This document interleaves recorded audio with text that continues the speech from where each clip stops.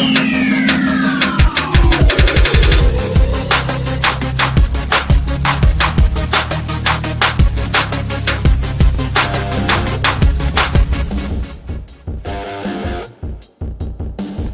right, we get things rolling on a Thursday. What a bonanza of a Thursday it has been. Larry Krueger, Dan Coach Emilio, Ryan Smith back with you. It's the Krueg Show, and we welcome our special guest, Mitch Lawrence, who we've been talking to about the NBA for years, Sirius XM. You remember him if you've been in New York Daily News for decades, and he's with us on the Krueg Show. Mitch, great to see you. Thanks for coming on. This is absolutely the perfect day to have you on. NBA stories exploding left and right. Basically, if you watched SportsCenter last night and went to bed, the whole world has changed. KD wants to be traded. The Nets say they will oblige. The Phoenix Suns are maybe first in line. Maybe it's the Miami Heat. Now the Phoenix Suns, according to the reports I'm reading, are the favorite to win the NBA title. And the champagne is not washed off the streets of San Francisco yet from the Warrior Parade. Mitch, a lot is going on. Make sense of it. What do you think of the KD story right out of the chute? I did a radio show for Sirius NBA Radio this morning that ended at, it would have been 10 a.m. your time, 1 o'clock New York time. And right after that, Kevin Durant basically, dropped a bomb on the NBA, requesting a trade from the Brooklyn Nets after, 3 seasons where he and Kyrie, it has not worked out. It's been a disaster for the most part. And, after you kind of went, wow, then you figured, okay, this is why Kevin Durant hasn't been talking to Sean Marks and the Nets up to this point.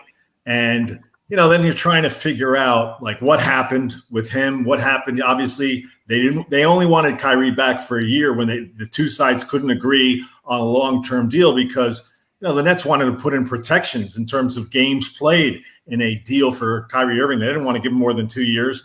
Kyrie didn't want to do that.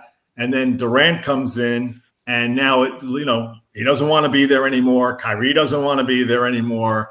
So it's a real mess for Brooklyn because, the deal is with Brooklyn, they moved there before 3 years ago today, they got Kevin Durant and Kyrie. It seems like 15, right? But 3 years ago, they got him. And before that time, the Nets really didn't draw. And getting these two guys was it was the biggest, it was a landmark day in the history of franchise that really had no success in the NBA.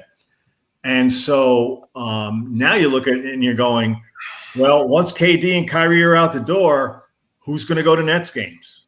What's the deal going to be in Brooklyn? Because, even though they got Durant and Irving in New York, the Knicks were still the bigger story. The Nets were kind of the bigger national story because of the two guys. And then with James Harden. But the Knicks, who have had their own problems over the years, they're trying to make moves. They now, again, have survived a little bit of a net push, and they've always been the number one team in New York. So it's going to be interesting to see what the Nets do in terms of where they move Durant, what they get back for him, and where they go from here. Part of me thinks no matter what they're going to get back, they're kind of a dead franchise because the Knicks still have the upper hand by a vast majority in New York because of tradition, just the way the fans, it's like a 90-10 split if that.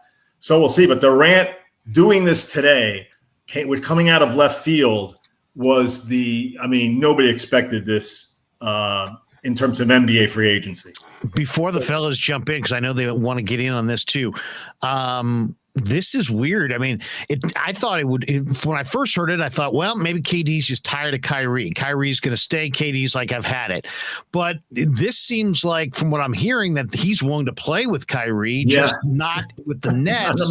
Is this about maybe KD just looking at the Warriors and what they've got going, wanting to pursue that next ring, and looking around at Simmons and Kyrie going, I can't really depend on either of these guys when things are going. I think I've got a better shot maybe somewhere else, like a Phoenix, like a Miami. What the hell? Let's just force it. Let's see if we'll just demand a trade and force our way out, and who knows, maybe I'll think at that point I've got a better title chance than I have right now. Otherwise, what's the impetus for this? For Kevin Durant to have to depend on Kyrie Irving, on Ben Simmons, two guys, two of the most unreliable players in NBA history. And, you have to say this for starters. Kevin Durant traded Steph Curry for Kyrie Irving. It's unbelievable. Think about that. That's still a jarring. I mean, when we write about in terms of looking back on his career, he decided, you know what? I've had it with Golden State. Yeah, I've been a 2 times final MVP final in the finals, and I've been playing with this guy who's one of maybe the greatest shooter of all time. But no. I'm gonna take my chances with Kyrie Irving, who LeBron James got tired of when he played with him. And anyway, they went to Brooklyn, and the Nets did everything for these guys until recently, when they drew the line on Kyrie. But before that, they didn't want Kenny Atkinson to be the coach, so they brought in Steve Nash. That was Kevin Durant's guys from his days, on the Warriors staff out there, right? Steve Nash. They wanted James Harden at one point. They did that. They made all the moves that Kevin Durant wanted. And then what happened? Kevin Durant decided, I still might want to play with Kyrie. That's the way it looks, but I don't want to do it here in Brooklyn. So I guess he had a big problem with Joe Tsai, the owner, and Sean Marks. And the flip side of that is, if you're the Nets and you have no history, you've had one little brief period in the NBA where you've been successful. That was with Jason Kidd. But in terms of being a free agent destination, a place that players like to play, that doesn't happen. That's never happened until you got Kyrie and Kevin Durant. And you would figure, okay, you have to do everything you can, bend over backwards for these guys. But Joe Tsai drew the line with Kyrie Irving, and rightfully so. I mean, look what Kyrie put the Nets through last season, refusing to get vaccinated. They didn't want to play him. And then when they figured out, well, we do need him, really, they decided, all right, we're only going to play him on the road games he's eligible for. And Kyrie has just been, for 6 years, since he made the big shot in Oakland in Game 7, his career has really gone into the toilet in a lot of ways. But Kevin Durant decided to go ahead with him and play. So it's been just for all sides a colossal mess. But I'll argue, I mean, Kevin Durant can recover from this more easily than the Nets. Who are the Nets going to ever have that's going to rival a Kevin Durant talent-wise? He's probably the most, they had in the history of their franchise from back in the ABA, they've had Dr. J, Jason Kidd, and Kevin Durant. Those are their top players ever. And when a guy like Kevin Durant saying, I don't want to be here anymore, that's like a mortal blow to that type of franchise. So going forward, we'll see where he lands, whether it's Phoenix, Miami, there might be another team. But this is a dark day. If you're a Brooklyn Nets fan, one of the 7 Brooklyn Nets fans, this is a dark day. Yeah. And can you blame him though, Mitch? I mean, you look at Kyrie and Ben Simmons. I mean, Durant's got a better chance of meeting those guys on the set with Dr. Phil than being on the same court. I mean, those guys are head cases. Well, that he signed on, he and Kyrie, the first rumor, remember, before they joined forces to play with the Nets, the big rumor in New York as early as March leading up to July was they were going to be a package deal for the Knicks. We were well aware. Right. I mean, and let me tell you, the moment they decided we're going to Brooklyn, Knicks fans, I mean, their hearts were broken because they were like, they thought they were that close. As a matter of fact, the owner of the Knicks, James Dolan, came out with a cryptic comment in that springtime where he said, hey, look out, they're going to be, we got some big plans here. And so those 2 guys, it was rumored they wanted to play in New York, and mixing what Dolan said. So when they decided to instead go to Brooklyn, people were just flabbergasted. A lot of Knicks fans just went crazy. But anyway, Kevin, in the terms of player empowerment, and we're in that era, and I know everybody loves it. I really don't. The only guy it's really worked for is LeBron James. I mean, look, the guys who went to the Clippers try to do that. They've done a player empowerment thing where Kawhi Leonard said, I'll sign with you. You got to bring in Port George. And they emptied out all their future assets for Oklahoma City. That hasn't worked out.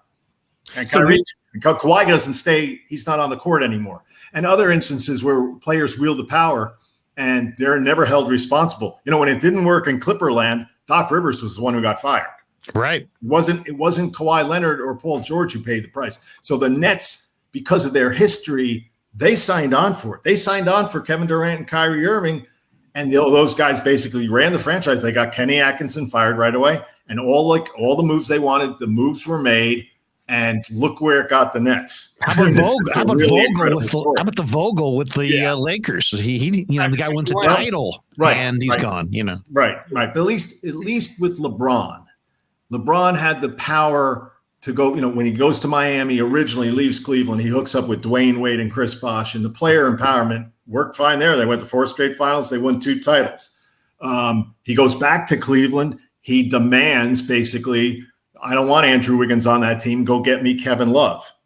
And that worked. They got a title. I mean, still for Cleveland, they've never had a bigger sports moment. Remember, the last time they had won a title was when the Browns with Jim Brown won it in 1964. So, 50 plus years there. And then LeBron goes to the Lakers and throws his weight around. He has all those guys traded for Anthony Davis. He's been the best guy now. Now we're along. LeBron now is kind of nearing the exit, so you can't talk about him in terms of player empowerment anymore because he was okay with Russell Westbrook when they got him. Look where that got him. Right. But in general, when people in the media hail player empowerment, that they're just, they're sucking up the players. It really doesn't work. It usually doesn't work. What works is what happens in your guy's backyard when you have an owner who's committed to winning, when he makes the right moves with his front office people like a Bob Myers, when they have homegrown talent, where they add maybe a significant piece in a trade here. They fill in the spots with free agents, but they do a great job identifying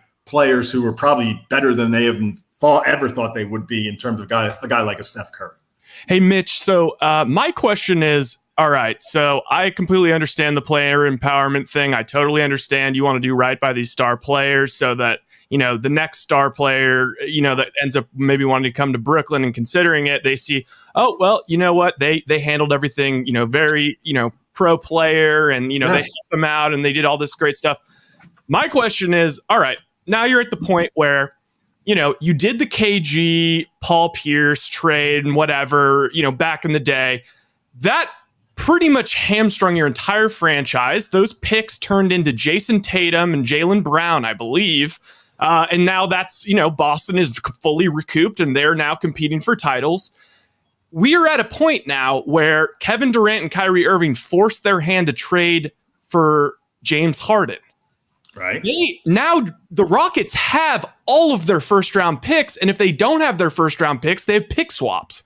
So they have them bent over a barrel basically for the next 7 years in a way that maybe even in a worse way than Boston did. So if I'm the Nets at this point, it's like, okay, you have to do right. You want to do right by KD to some extent, but come on. It doesn't even matter at this point. If you get an equivalent player to KD, it's like you need to recuperate picks. If you're going to go in the gutter, you have, what are they going to do? Right. Well, the thing that's in their favor, I think, is that, you first of all, he's under your control still until you trade him, and he's got 4 years left on his deal.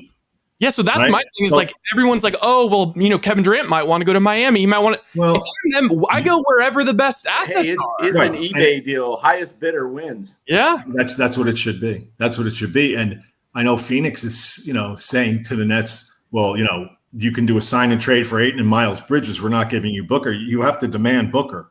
Where are you going with DeAndre Ayton and Miles Bridges? Nowhere. You're not going anywhere. And because, the problem for the Nets is still going to be, are you going to be an attractive place for a big-time free agent in the future? I'd argue no. We'll see what happens. We'll see what Joe Tsai and, Sean Marks, the next GM, are able to do. But you're right. They've got to parlay Kevin Durant into top frontline talent. I'll tell you a guy, if I were the Nets, who I would look at, he's on New Orleans, but it's not Zion Williamson. I'd go after Brandon Ingram. Brandon Ingram, to me, makes a lot of money. Is a guy who can score the ball. He's not Kevin Durant, but he can get you 24, 26 points a game. That's and a good very replacement. young. He's 24 years old. I don't want any part of Zion Williamson. No. His lack of professionalism in terms of never getting into shape, and then the resulting injuries, knee injuries, foot injuries, whatever, surgeries, I don't want any part of him. But I would definitely call New Orleans and see if I can't get Brandon Ingram. Now, Durant might say, I'm not going to report. I'm not going to go down there. And then that's a whole nother thing that you always have to factor in. But he does have 4 years left on the deal. I think for people of my generation, and Larry, you might be with me on this. It's amazing. It used to be a player would make a demand if he had a year left on to go on his deal. Now you've got the Ben Simmons and Kevin Durants of the world who are demanding trades with 4 years to go on their trade. It's outlandish. It's really bad. It's but the Nets have to figure out what's best for them here. And that's why there might be teams that we're really not even thinking about. It might be a three-way involving OKC. They've got all the They'll assets. be involved. Sam Presti will be involved because he'll be draft picks, and he's playing a game. So he's not in it to win titles. He's in it to accumulate the most draft picks before he dies. That's the game he's in. And Nobody else is playing by those rules. Yeah. But so yes, Oklahoma City will definitely be involved. Tombstone. I'll tell you the one 29 first-round draft picks still that have yet to the Knicks won't be involved because the Nets will never send Durant there. Yep. And then after Atlanta might be a player. Well, anybody with really young, really good. I mean, we're talking about potential all NBA talent is where Sean Marks has to be looking. Conversely, those teams have to be calling the Nets. And I like the job that Atlanta did getting DeJounte Murray, adding him to Trae Young, and they've got other young pieces. But, if Kevin Durant's on the market and you can get him and convince him to play there, hey, go out. I would just put this in. I'll take you, Kevin Durant, but I'm not taking Kyrie Irving as a package deal because I want no part of Kyrie Irving. He's not committed. He's unreliable. There are too many problems. He has come out and said, there are bigger things in life than putting a ball through a hoop, and that's the way he acts. And no, I don't want any part of Kyrie Irving. As great a ball handler as he is, he's a team wrecker. At least that's been the case in the last few years. Yeah, two spots I want your thoughts on KD's next home. Wendy is saying the Lakers have a chance to get KD and Kyrie together. Obviously, that would have to be Westbrook and a whole slew of picks. I don't know what year. They have no picks, but maybe into the future. Maybe they'll give him a piece of the franchise. The other one is, a lot of Warrior fans. Obviously, Golden State easily could satisfy the Nets. Probably. They've got Wiseman, they've got Kuminga, they've got Moody, they've got Wiggins to throw in that contract swap. You got to match up the $40 million that KD makes. What do you think of part two, Warriors and KD? I discount the Lakers, although there are heavy rumors about. I know Stephen A. Smith is talking about Kyrie is telling people that he's Laker bound at some point. But in terms of the Warriors, they're in an interesting position because they know KD. They've had KD. They've won big with KD. It'd be interesting to see what Bob Myers and Joe Lacob want to do, and Steve Kerr, especially Joe Lacob. And I don't know. The thing about the NBA is never say never. Would they welcome back Kevin Durant and part with those young guys? Never say never. I don't know. I don't know the answer to that, but they are a team that certainly has the assets that's needed. And I think a lot would have to do with, the thing is Durant didn't come out on his list and say Golden State. He said Phoenix. So maybe he figures been there, done that. And maybe they figure been there, done that. There's a lot to managing a guy like a Kevin Durant. During the run that they had, as successful as they were, it wasn't always smooth sailing, right, with Kevin Durant. So who's to say what they just might feel like, if Kevin hasn't identified us and we've moved on from him, and by the way, we've won a title and we think we can win some more titles with our main core guys and Curry, Thompson, and Green, and with the young guys, especially Andrew Wiggins, who was sensational. He was in my mind, he was number 2 in finals MVP for his playoff run, especially defensively. What do we need Kevin Durant for? So this is all going to be the way it plays out. Nobody knows, but we'll see what how it ends with Golden State with him. Boston would be scary. I'm seeing stuff about Boston. Yeah, Jalen Brown, Brown and Theis and picks. And I'll tell you, if it were Danny Ainge were still running the show there, he'd be doing that. And Boston was number 2 on his list. That's what he said. First round. Right. And in that case, I think Boston has the necessary assets to go after him. And if we're probably, depending on what they do otherwise, it'd probably put him in great position.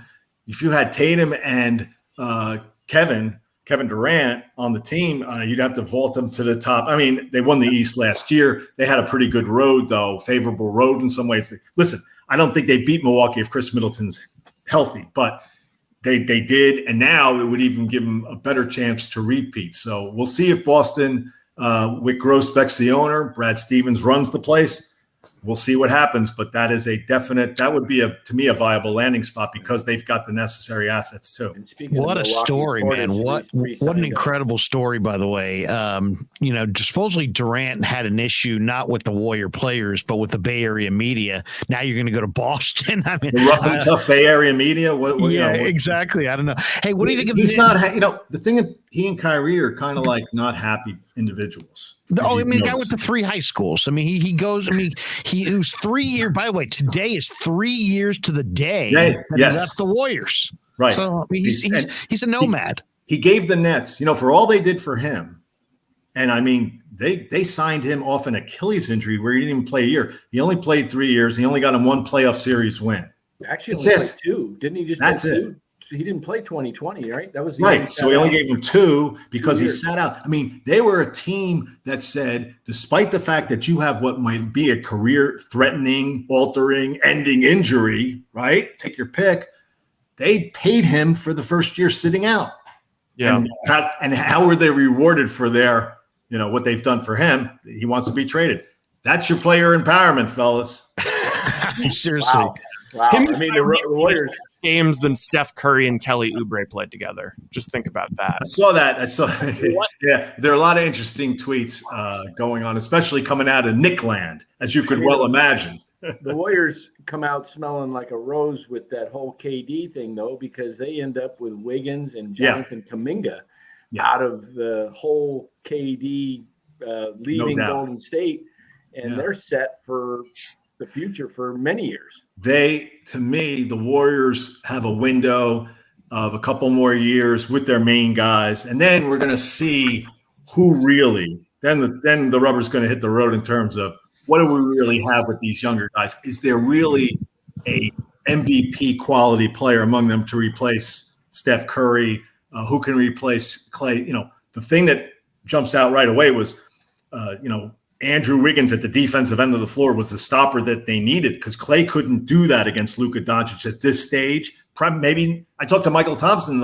He said Clay is, still got some work to do, but he may never return to the level that we saw him at, especially defensively. And you saw what he did against Tatum. So I wouldn't part with Andrew Wiggins if I'm the Warriors anytime soon. He's an integral part. They need that because they're going to see those type of players once they hit the playoff road again next year. Mitch, Draymond Green says the Warriors are going to win 3 of the next 4 titles.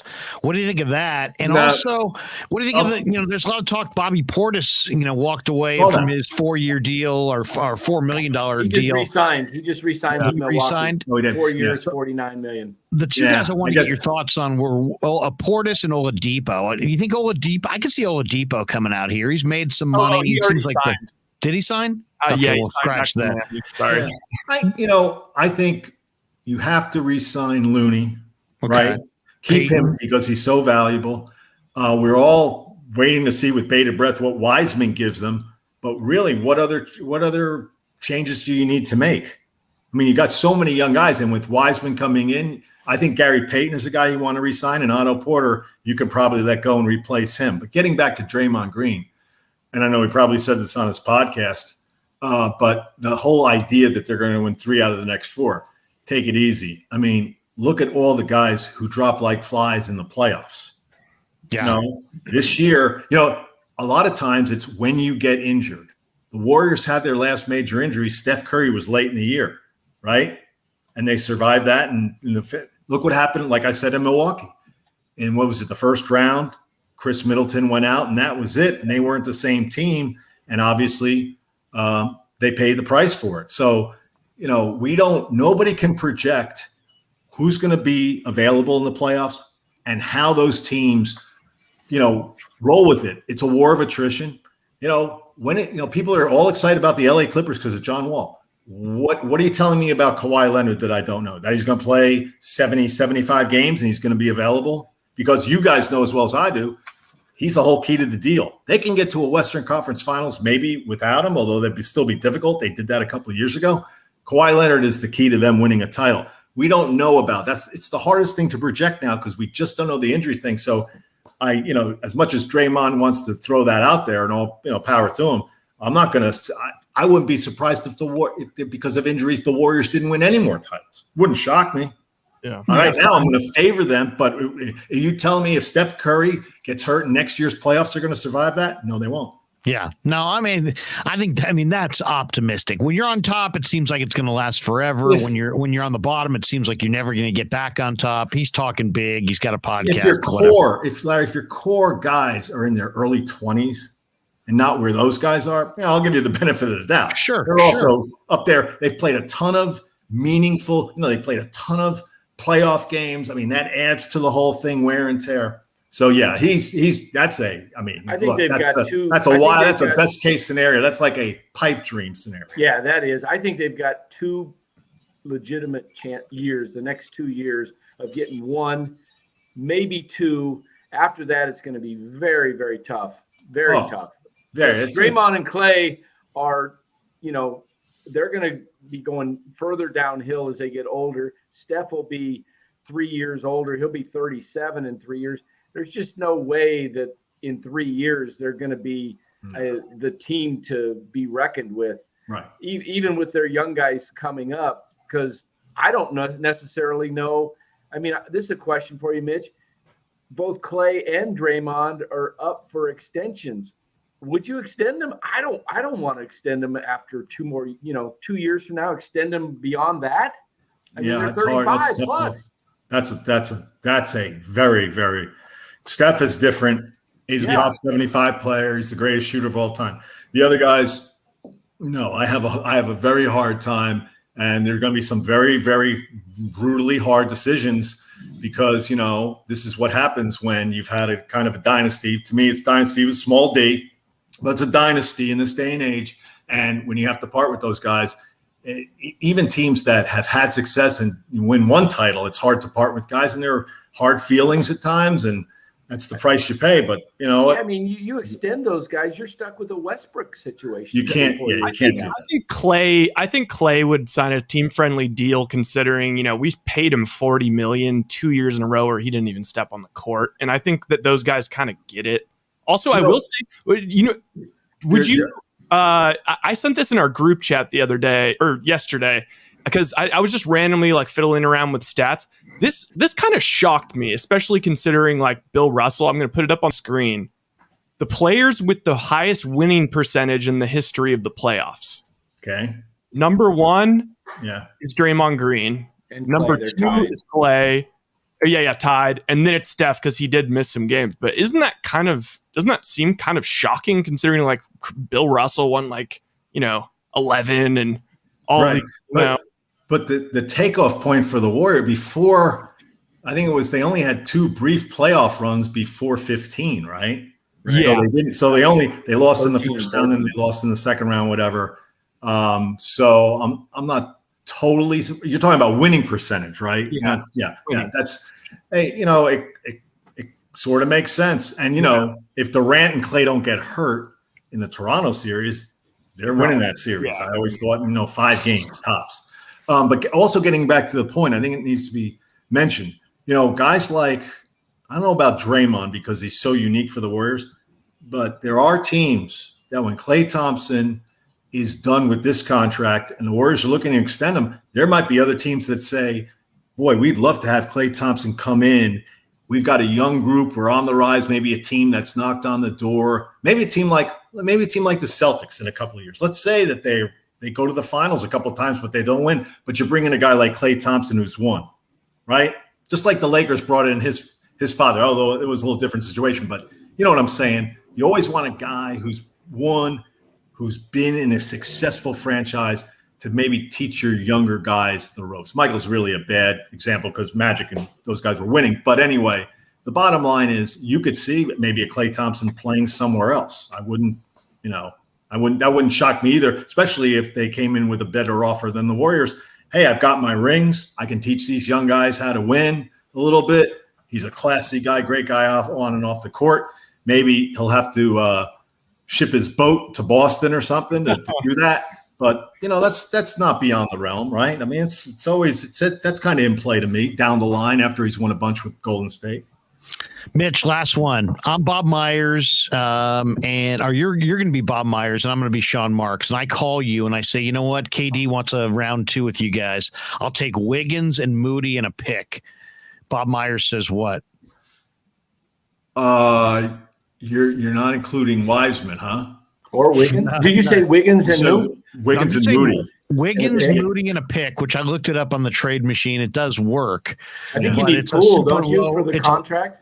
No, Wiggins, Moody, and a pick works. I just looked at it. Okay. I mean, it's a low offer. But you said that Sean Marks is calling up and asking for that. Sean Marks is, because here's the thing, Mitch. This is the deal. We started off talking about player empowerment. This thing's going down. Nobody's trading for an unhappy KD. So he's calling his shot here. I really believe that. The Nets can say what they want, but they don't want an unhappy KD either becoming an island unto himself. So at the end of the day, when you got 4 years left and the kind of scratch that he's making, he's calling the shots. Let's just say he wants to come back to Golden State. He saw them win without him. Now, whatever. He wants to rejoin them, and they can get him for Wiggins, Moody, and a pick. And you're Bob Myers. Well, you want to say okay to that? Yeah, but the little problem with your theory is, remember, Durant left Golden State, and I don't know if he put it out or his people about like, well, you know what? He knew that it was a situation where it could never be his team. He wasn't going to get full credit. As Charles Barkley says, he wasn't the bus driver. He was well along for the ride. He's facing the same situation. Why would he now change and say, I'll go back and win? But people are still going to, and especially now, because you know he'll what, do it Mitch? twice. He's going to do it twice in his life. I don't think it's plausible. Don't you think at the end of the day, KD understands that people are not going to remember the context. They're just going to remember the number. If he's got this many rings or that many rings, and where's he actually going to get a ring? I'm him, I'm going back to Golden State and I'm getting rings, and I'm not worrying about the chatter. I'm not worrying about the chatter because eventually I'm going to be able to point to the rings. First of all, this guy worries about the chatter. Do you notice how he responds to people on Twitter? There's no doubt he worries about the chatter. The second thing is, he might think Phoenix has never won a title. They've only been in a handful of finals. I can get them there, and I can actually do something that's never been done. Charles Barkley couldn't do it, who's one of my main tormentors, right? Charles Barkley is always tormenting him. And I can actually go into the place where Charles couldn't get it done. And if I get it done, I go to the top of pecking order above Charles and all these, and the latest guys, Chris Paul, whoever you want to say. He loves Booker too. Devin Booker, right. So, that to me is one of the he wants to play with Paul and Booker and probably has nothing to do with that. But when you want to tell me he's going to, he's going to hold off the chatter and stuff. He's not going to pay. He pays attention to everything. He pays attention to too much stuff. He's battling right now as we speak with a 12-year-old from, Delaware or something. Yeah, exactly. Joe Ingles just signed to the Bucks. Oh, did he? Hey, Mitch, I know you got to jump because we gave you, but give me your quick thought on Brunson to the Knicks. I mean, the Mavericks were not even allowed to make an offer. The Knicks also moved a lot of pieces around to get Brunson. Was it worth it? Is Jalen Brunson worth all the moves they made to clear up that room? No, and not at 20. The word I got was he's getting a deal, and I heard this a couple of days ago. It averages out to $27.5 million. The Mavericks bailed out, folded their cards at $21 million. It hurts Dallas considerably because it looks like they're not going to do a sign and trade. That could maybe change. But the thing is, you have to remember, the Knicks were bidding against themselves. They overpay, which is their habit. And it really doesn't move the needle in terms of, now instead of being on the outside looking in at a play-in, they look like a play-in team. Could they be an 8th place team? Maybe. But this really doesn't help the Knicks greatly. They need more top-level talent. Their best players are R.J. Barrett, Brunson, and Julius Randle. And it hurts the Mavericks because the Mavericks went to the Western Conference Finals with Jalen Brunson being their second best player. And I don't know how Dallas is going to deal with this loss. It's not like he's irreplaceable, but he found himself a nice role there. He did a hell of a job. So it's listen, I heard all along he was going. His father's on Tom Thibodeau's bench. You got to remember that Leon Rose's son is Jalen Brunson's agent. So it's an incestuous deal there. And the Knicks really gave him a ton of money that Mark Cuban did not want to pay. And I can't exactly blame the Mavericks for, $21 million for Jalen Brunson's a lot. I thought he's about a, $17, $18 million a year player tops. Could you see Kyrie maybe ending up in Dallas for a year? Well, that's an interesting possibility. Never say never again. I don't know what Dallas would have to send them. In this Dinwiddie, probably Dinwiddie's contract. Who's been in Brooklyn, and then they get Kyrie. Does Mark Cuban want to be sitting there watching games where Kyrie's sitting at home? Because you're taking on Kyrie. That's a whole birthday party to attend. Kyrie is just about himself, and he's not invested in the team. And it really, think about it, guys. Think about what's happened in his career since he made the big shot in Game 7 in the 2016 finals. It's already 6 years ago. He's made a lot of bad moves. Teams have made a lot of bad moves involving him, and the Nets are only the latest. So Mitch, I don't know if Mark Cuban wants to sign on for that. Catch Mitch Lawrence on Sirius XM, NBA channel. Incredible stuff. Always Channel great 86. Channel 86. I'm on. We get people from the Bay Area calling. Great fans out there. I will be on Saturday.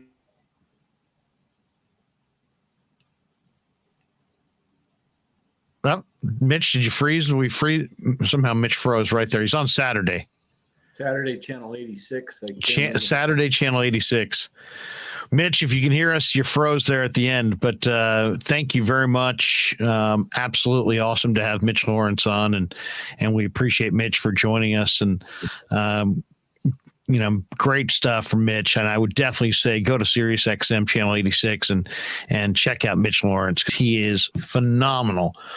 All right. Sorry, we only had a certain amount of time with Mitch. You told him roughly 30 minutes, and we had already gone over 37. So I just didn't want to go too much longer with Mitch. But Ranger 44 says, good stuff, Mitch. And Mitch Lawrence is fantastic. We've had him on for years. What a day in the NBA. Okay, just to recap, KD demanded a trade from Brooklyn with 4 years left on his contract. On the same day, 3 years after he leaves the Warriors, he wants to leave the Nets. The Nets, you thought with a player of that magnitude, maybe would come back and say, be kind of cagey about it. No. Sean Marks obviously knew this was coming. He says they're going to try to oblige KD. They're going to work with him and his agent to try to get him somewhere else. Now, Chris Haynes reported that the Phoenix Suns are his likely next stop, and yet the Miami Heat are also out there as well as a stalking horse. Now, somebody else has reported that if he does go to Miami, that Brooklyn wants Bam Adebayo coming back, and then if he goes to Phoenix, they're going to ask Phoenix for Devin Booker coming back. Very interesting. And of course, then you have to ask the question about Golden State. Why? Because he played on Golden State and he's got a relationship with Golden State. Now, a lot of people would say, been there, done that. And I threw this out. I asked the Twitter audience, the people who follow me on Twitter, do you like the idea of KD coming back? And it was, I would say, split pretty much down the middle. The question was, should the Warriors trade for KD? They could easily put together a very attractive package. And, 57 people replied, no, he burned the bridge. No, been there, done that. Steph deserves better. No. And then there's a couple other people going, absolutely, I would take KD. But most of them were hell no. That was the sentiment. A straight up trade for Wiggins for KD. First of all, Wiggins makes 30 and KD makes 40. So I think you'd have to throw something else in there. Sure. I went and did the real GM trade machine. And if you traded Wiggins and Moody you can that according to the trade machine works. I thought it would have to be. I don't think that's enough. I don't think the Nets would go for that. Yeah, I don't see it happening. As far as enough, the one thing about KD is KD's 33, so it's not. You're not getting You're getting the rest of the prime. What's that? 4 years of team control, though, is real. Yeah, but you're getting the prime years where he, the rest of his prime, but maybe even a year that's past his prime at big dollars. So it's really more of a question about depth versus stars. Do you want to deplete your depth a little bit and go for the stars and put all your eggs in one basket, or do you want to try to gather a star, and do you have the belief that stars win? But you could get him for Wiggins. As far as it works, Wiggins for Moody. Wiggins and Moody. Enough. If you traded, wait a second. If Wiggins you traded one more year on his deal, also, so he could just leave the Nets and they could just be stuck with. But then that's also, depending on what the Nets want. The Nets may want, since I'm thinking that OKC might be in the mix here, just because OKC's got 35 number ones and tons of assets. And if you're Brooklyn and you're hitting a reset, don't you want assets? Yeah. So I could see something like that happening. But as far as Golden State, KD's beef was not with the players. KD gets along with Draymond. He gets along with Steph, according to the reports that I've read, and that his beef was more with, the outside noise. I mean, he actually, the media, if you can believe it. I don't know who in the media, but, if KD wanted to come back and you could get him for Wiggins, Moody, and picks, would you do it? I think it would take Poole in the deal, personally. I think it would take. That's not the question. The question is, would you do it if it was Moody, Wiggins, and picks? No. If it depends on your Golden philosophy. Golden State's perspective, you say no? Do you want to win the next 2 championships, or do you want to upset the possible dynamics of the organization? Is he going to be happy? It'd have to be worked out prior, because I personally think the Warriors have turned the page, and they are moving in a direction with this new core that they see that will be a core once Steph, Draymond, and Clay are, on their way out the door, retiring or whatever it is. You're looking at Poole, Kuminga, and Moody, and Wiseman, and then Baldwin, and names aren't coming to my mind. The kid they drafted, their pick, Rollins, who's got a foot fracture. Ryan Rollins. He'll be fine for the. It's a stress fracture, so it's not something significant where he won't be ready to go in the regular season. But he's a guy. They're building their next wave, and they're following the San Antonio.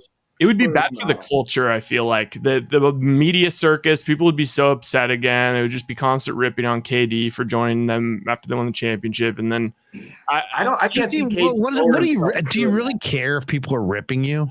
It affected Steve Kerr. It affected all those guys. They said, Steve Kerr said he enjoyed coaching, the scrubs that one year where it was horrible more than the third year with KD. So it was so contentious. And what if Steph and Draymond and Clay are like, hey, we want them? Well, in that case, you'd have to do it, but I don't think they would say that. It's interesting that KD though is looking at. He looks at Phoenix and Miami, the 2 number 1 seeds. The year he left OKC, the Warriors are coming off 73-9. They don't even get him if they win the championship against the Cavs, I don't believe. So I think KD, you hit it about being the bus driver. I think he wants to go to a team where he's got a supporting cast, whether it's Miami, he's got Butler, he's got Bam. Phoenix. But he wouldn't. What's Miami trading to get him? I don't see what Miami would. They would have to trade Bam. They want Bam. I mean, that's the thing. People say, well, he'd be great on Phoenix with Booker, and that's who they want to get back in the trade is Booker. Yeah, so it's like what? Booker. If I'm hey, Golden State's got the best if I'm the Nets, I want more than Wiggins and Moody. But I got to see what the actual offers would be. First of all, you got to remember this. KD's calling the shots here. It's KD calling the shots. He's making $40 million. You can't trade an NBA player who's making $40 million to a place he doesn't want to play. All right. Nobody's going to trade you for anything for Kevin Durant unless Durant says, you know what, I want to play there. So it really comes down to his whim. So if he wants to be in Miami, they're going to make the best deal they can to send him to Miami. If he wants to be with the Knicks or whatever, if he wants to be with the Warriors, they'll make the best deal they can to send him to the Warriors. I really believe that. Sean Marks is a smart guy, but Sean Marks, you can't invent leverage that you don't have. I mean, yeah, they could say, you know what they can say? No. You've got a 4-year contract. Sit there and shut up. And that's not the way the NBA works. The stars run the NBA.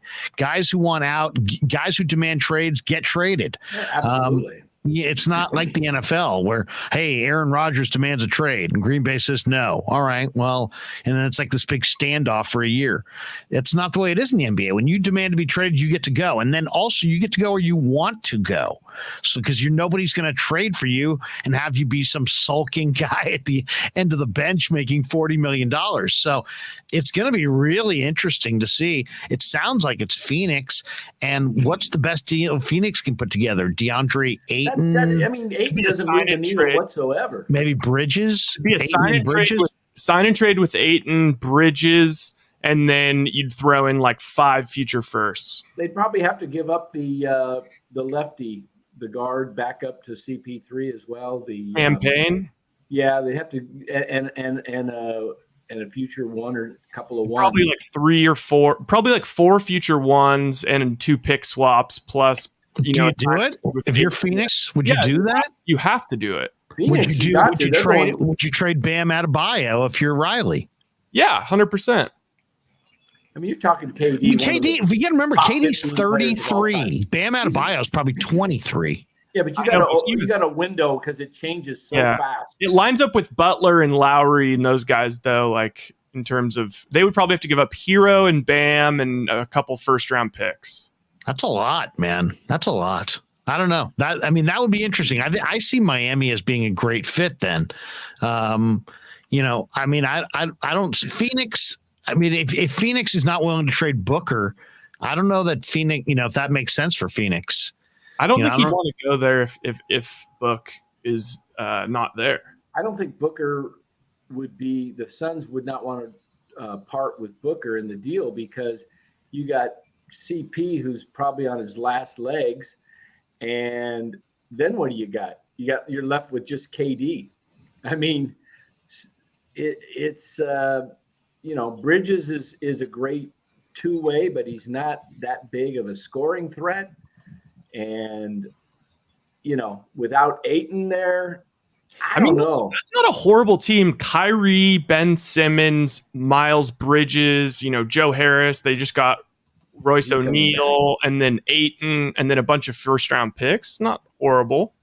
Yeah, but, I mean, gosh, Ben Simmons, what – and then the Lakers, it's like their move would be Anthony Davis, and it would basically be Anthony Davis and their 1 first-round pick in like 2026 for KD straight up, I guess. I mean, they would have to make them. There would have to be a lot of maneuvering. There would have to be a third team, I think, for the Lakers. OKC would have to get in there. Don't you think? Maybe Westbrook goes back to OKC as a kind of a final thing, and there's picks involved, and they don't have any more picks though. Is the only thing. They only have 1 pick.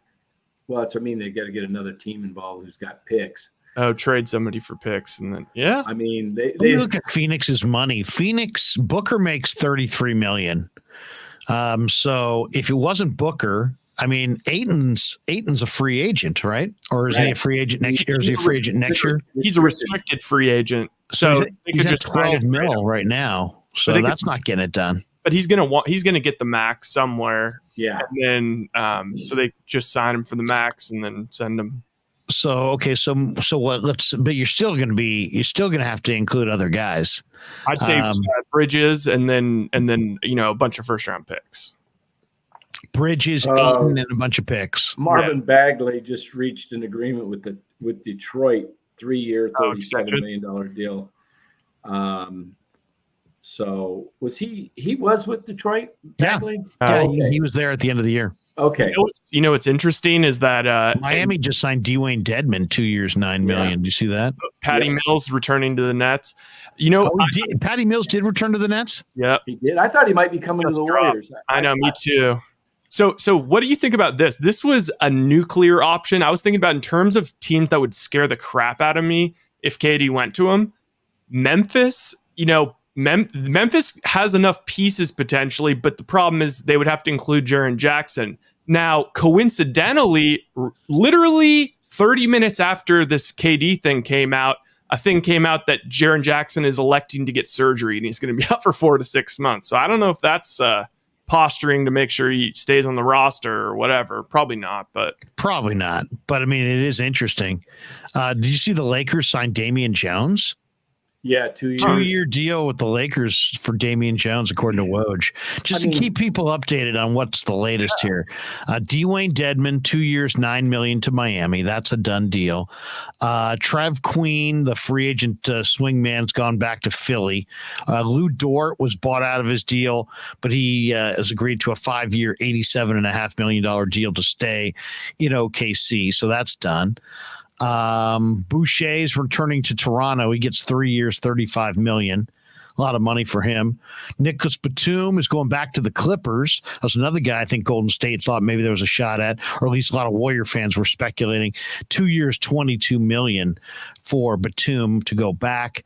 Ingles with the Bucks, 1 year, $6.5 million. I don't even know if Ingles is fully healthy. Javon Carter, the point guard's returning to Milwaukee on a 2-year deal. Damian Jones to the Lakers on a 2-year deal, which is a nice pickup for the Lakers because this Damian Jones can really run the floor. Who else? Let's see. I think Bradley Beal. Did you mention Beal? He re-signed with the Wizards. Yeah. No, I didn't mention that one. Also, the Nuggets have agreed to a 2-year deal with Devon Reed. He's just like going to be in. He's just grabbing the bag. We're going to cut to a year from now, and he's going to be asking out. Jeez. Orlando reached an agreement with Mo Bamba, 2 years, $21 million. They'd made him an unrestricted, I believe, yesterday. So he's gone. And then Wesley Matthews has signed on with the Milwaukee Bucks on a 1-year deal. I'd seen, Anthony Simons agrees to a $100 million extension. That was yesterday, I guess. Tyus Jones goes back to Memphis, 2 years, $30 million. So look at how the NBA, how smart they are. They are. Bobby Portis goes back to Milwaukee, 4 years, $49 million. I thought he was coming to the Warriors. There was a lot of rumors yesterday that Bobby Portis was going to come. You're the one who sent it to me, Dan. Well, I sent it to. It was from Twitter, and I said I don't think it's accurate because look at you. You threw. Yeah, but I did. I said I don't know if I believe it because it didn't sound right. It just for what was he going to get? $3.1 million with the Warriors when he just got 4 years, $49 million. So Oladipo back to the Heat, as you guys said, 1 year, $11 million. Malik Monk is going to Sacramento. That's interesting. They cut loose Dante DiVincenzo, and then they signed Malik Monk. Sounds like either maybe a 2-year deal for $20 million, $10 million a year for Malik Monk. Who would you rather have between DiVincenzo and Malik Monk? I like DiVincenzo in the playoffs. Yeah.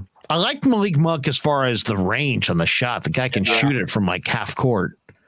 Hartenstein goes to the Knicks, by the way. Isaiah Hartenstein, 2 years, $16 million. DeAndre Jordan to the Nuggets. That's a done deal as well.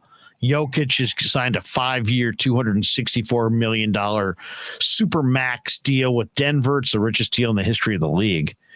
So he's got a 5th year. He's got a 5th-year player option in 2027, 2028 at $60 million. Jeez. Wow. $60 million for Jokic. Jokic. Oh, yeah. Wow. You know what? There's a report out from a verified Miami reporter that says that Miami has submitted an offer for Donovan Mitchell. That's interesting.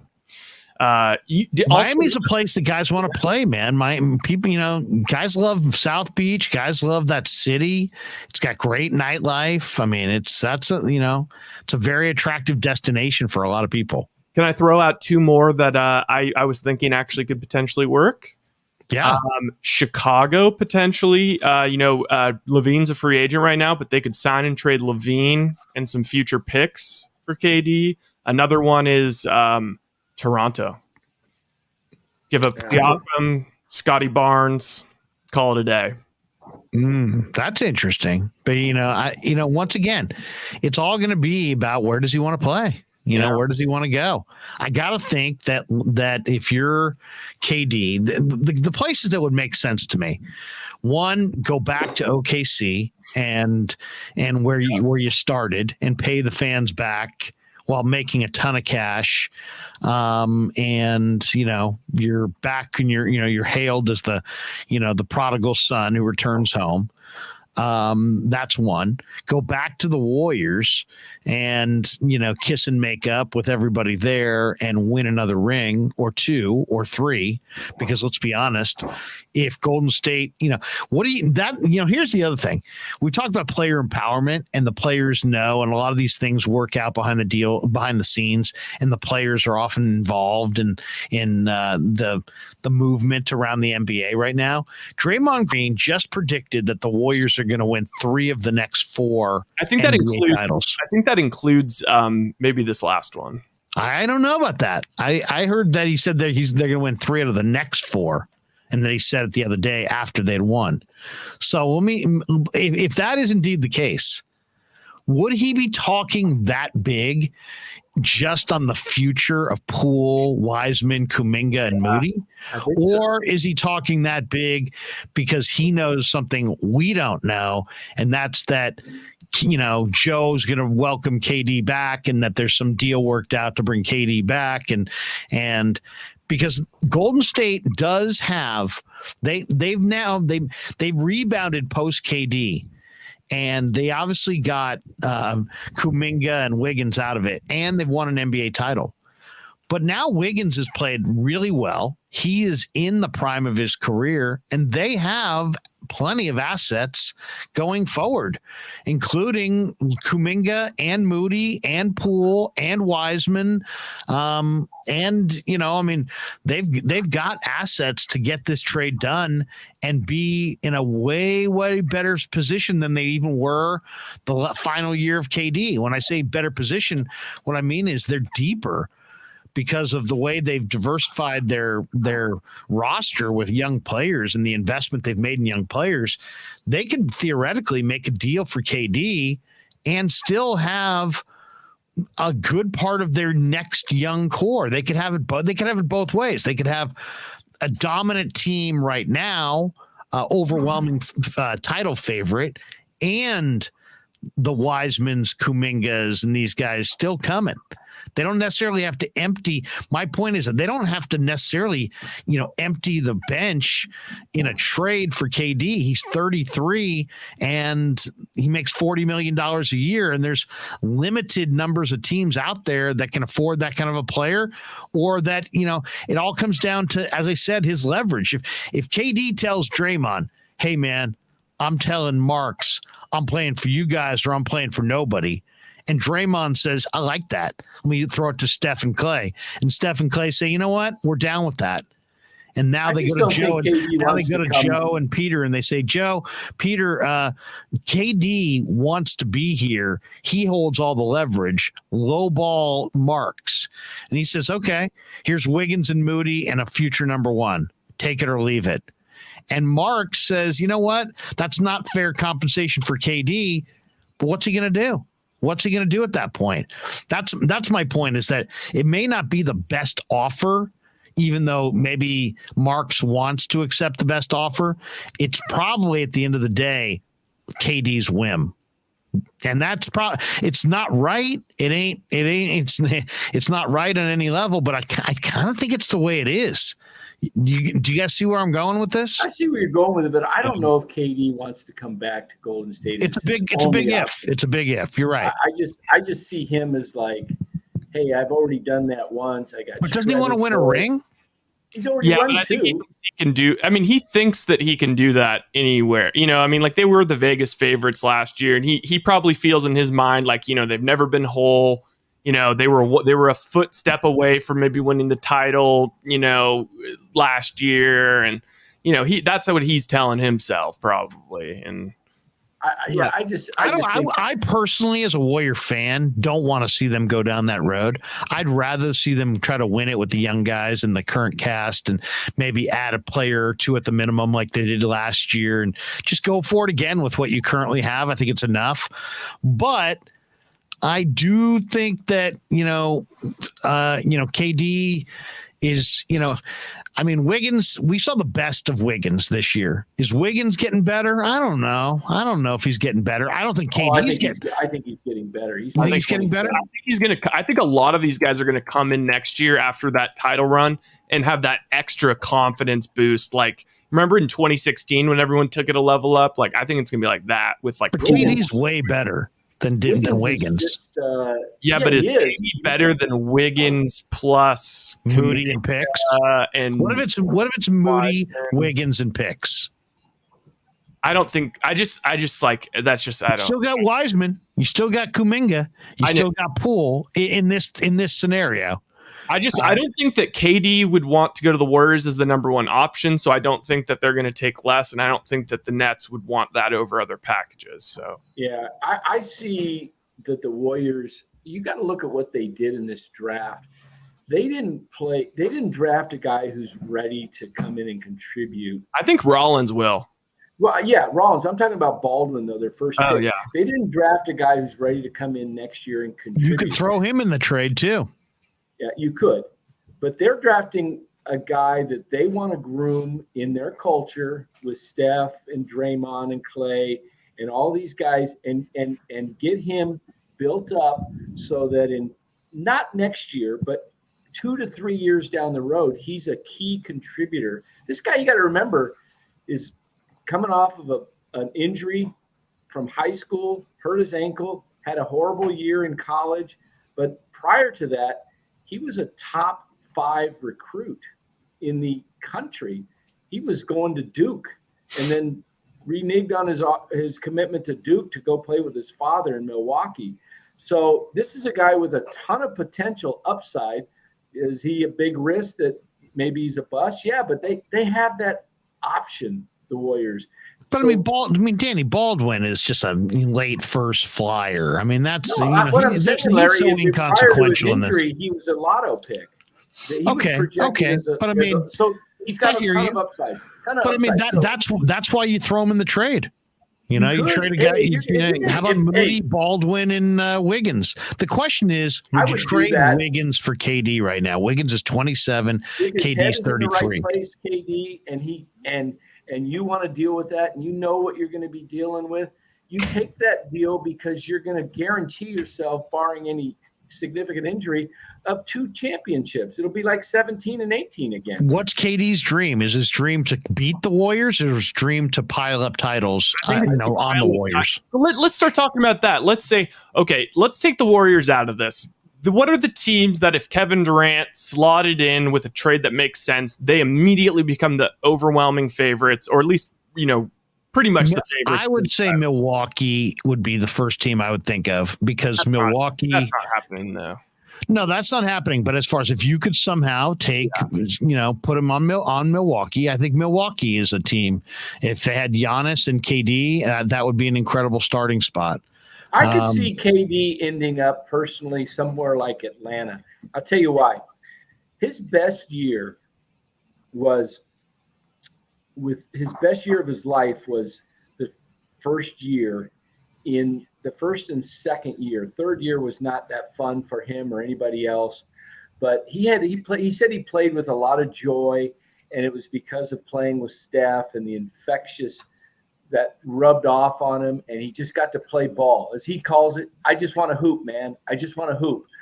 I don't think you could do a deal with Atlanta. John Collins makes 23, Herter makes 14, Okongwu makes 6. I mean, you could throw some combination of those guys. With DeJounte Murray and Trey. And I don't think he would. I just don't think he'd like that fit. I think that those guys are a little bit too, it's a little too much of a risk.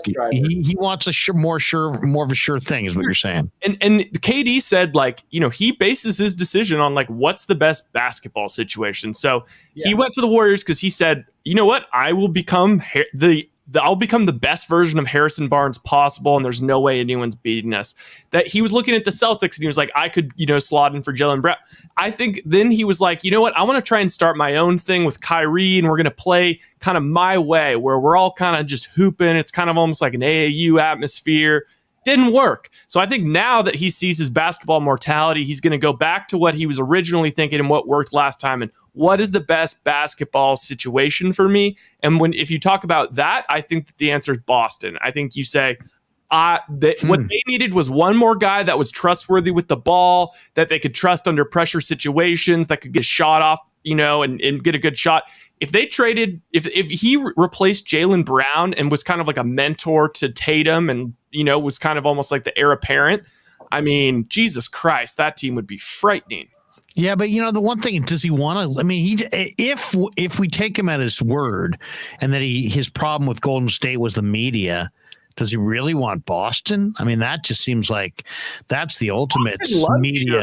If you're great. Yeah, I mean, and I guess Boston, if I'm Boston, I'd be willing to move, basically anybody in my core to get him there. I think that one looks good. I'm looking at Phoenix and I'm thinking, okay, if he was in Phoenix, I guess if they could make the deal with Ayton and Bridges and picks, there's not, I'll say this, if you look at Phoenix, there's not a lot of flexibility to their offer.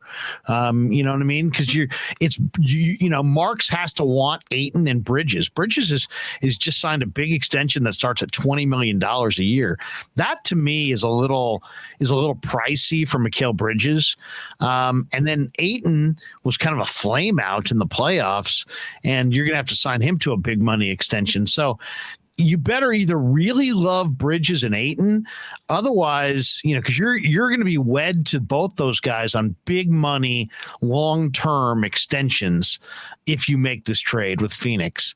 So that's where Deshaun Marks love Ayton and love Bridges and want to kind of lock those two guys in, because trading with Phoenix would do exactly that. Hey, the Lakers they're signing all these low-level guys. You just got Lonnie Walker the fourth. Signed a 1-year deal, $6.5 million. And Troy that's a great pickup, I think. What was the next one? Troy Brown Jr. has agreed to a minimum. I like Lonnie Walker from the Spurs. I mean, he's really athletic. But they were looking for athletic wings. I think the Lakers may take a run at JTA. Interesting. The other one I heard was that Kent Bazemore wanted to come back to the Warriors, and the Warriors don't want him. I don't know if anybody else heard that one. I did see. No. What it was somebody. It was like Ballsack Sports tweeted that like he's returning to the Warriors, and then like Bazemore like quote tweeted it and was like, I don't understand like why everybody said it, but whatever. What's interesting though, if you look at the Phoenix thing, if you're kind of trying to think, okay, how does Phoenix get out of this with like a bright future? If you bring in Bridges is 24. 3-and-D, great defensive player. Ayton's 23. Ben Simmons is 25. Those are three great defenders. Maybe that is kind of a little nucleus going forward. Plus, if they get a bunch of picks and then you got, that's such good defense that you could probably play Kyrie and Patty Mills at the same time, or Joe Harris, and that wouldn't be horrible. I mean, there's options there for sure. To me, it just really comes down to what does KD really want? Does he want to go to Phoenix? Does he want to come back to Golden State? Does he want to go back to OKC? Does he want to go to Southern California and play with the Lakers? I thought it was interesting that he said he would play with Kyrie again, just not in Brooklyn. So obviously there's some issue. He just wants to leave Brooklyn. I just think KD, if you ask me what I think that's a cop out. I think he looks at the Nets and says, wait, is this team going to win as it's currently constructed. And I just think he's like, no, I can't really depend on Ben Simmons. Can't really depend on Kyrie. I really can't depend on them to change. There's not a lot of flexibility there. So I'll just force a trade and, demand to go to one or two places. And if it, whatever works out, I probably got a better chance at a ring. But I really think the Warriors could be in play from the standpoint of the Warriors are the champions of the league. And whether you believe Draymond or not, the Warriors are well positioned to win. So is his mindset, I want to beat the Warriors, or is his mindset, I want to rejoin the Warriors? And I don't know, man. I don't want a regretful divorce. I don't want him. I wouldn't want him here because I didn't like the vibe that last year. But I bet you, they just won the title. They've got this beautiful arena. They play an incredibly, enticing brand of ball. Right. They still have guys. I believe he probably has good relationships with all the guys on the team. I actually never heard that him and Steph, him and Clay, outside of him and Draymond, I never really heard of, he said some things about Kerr at the end that I guess, could be viewed as aggressive. I don't know. And Bob Myers. I don't know. Him and Draymond kind of both blamed Bob Myers, and in that weak conversation in the preseason. Yeah, that was weak. That was awful. That was awful. Draymond throwing under the bus Bob Myers. I don't agree. I don't believe KD says what he's saying about I will play with Kyrie, just not in Brooklyn. That's kind of like leaving OKC. I didn't leave OKC because of Russ. Yeah, you did. And you're leaving the Nets because Kyrie just opted in and you don't want to play with him again. And you know that no team can afford both of you. So that's not going to happen where he goes somewhere and Kyrie is in the deal as well. There's no way. So he takes the easy way out and then says, I don't want to, nothing against Kyrie. I think this is all about Kyrie. This is about Kyrie, and it's about Ben Simmons. But wait a second, Dan, what you're saying it's about Kyrie. He left Steph Curry to go play with Kyrie. So you're saying Kyrie opting in is the reason he wants out now? Are you gonna show up for half a year? Or are you gonna take off at the height of? He says he still loves Kyrie and wants to continue to play with Kyrie, just not in Brooklyn. Of course he does. He's going to say that, and maybe as a friend, but deep down, so you think he just wants to get away from Kyrie? He wants to hoop. He wants to hoop, and he wants to win. And he's thinking, I could do that with a Kyrie who's totally bought in, but I don't know what Kyrie's going to do, and I don't want to waste another year of my career. I've already wasted 3 since my last trip to the championship in 2019. So 2020, 21, 22. Now I'm going to be 33, 34. I've got 3 years left to win a legitimate title. And I want to go to a place that's ready to win right now. And that's what KD is thinking. That's what I would be thinking. I don't want to mess around, and I don't even need the money anymore. I got enough money, but I'm going to get my $40 million. I want to play where I can have joy again. And I can't have that in New Jersey with Kyrie Irving and Ben Simmons.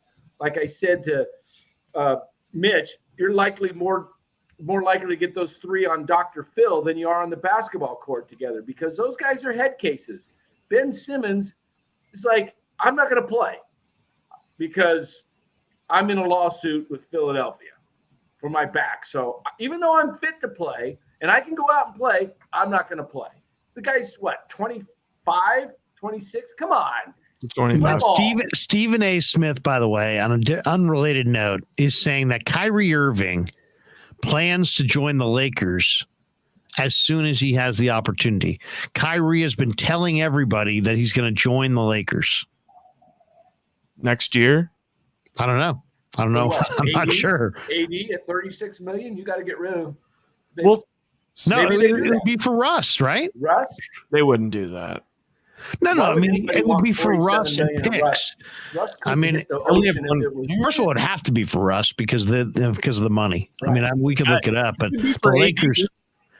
Yeah, AD makes 37. That's true. It could be for AD, but Hey, Russ could the makes Lakers- 47. Could the Lakers? I just said he doesn't want to play with Kyrie, but the Lakers seem to pull stuff out of a hat all the time. Could they somehow swing a deal where they get rid of AD and Russ? Sure. And bring in KD and Kyrie with LeBron. Well, that's a good question. So Russ makes 47. AD makes 37. So The Lakers hate that the Warriors won a title, and that's so you got basically 80. You got basically $85 million going back. Let's see what the Nets have. The Nets have $85 million or close to it.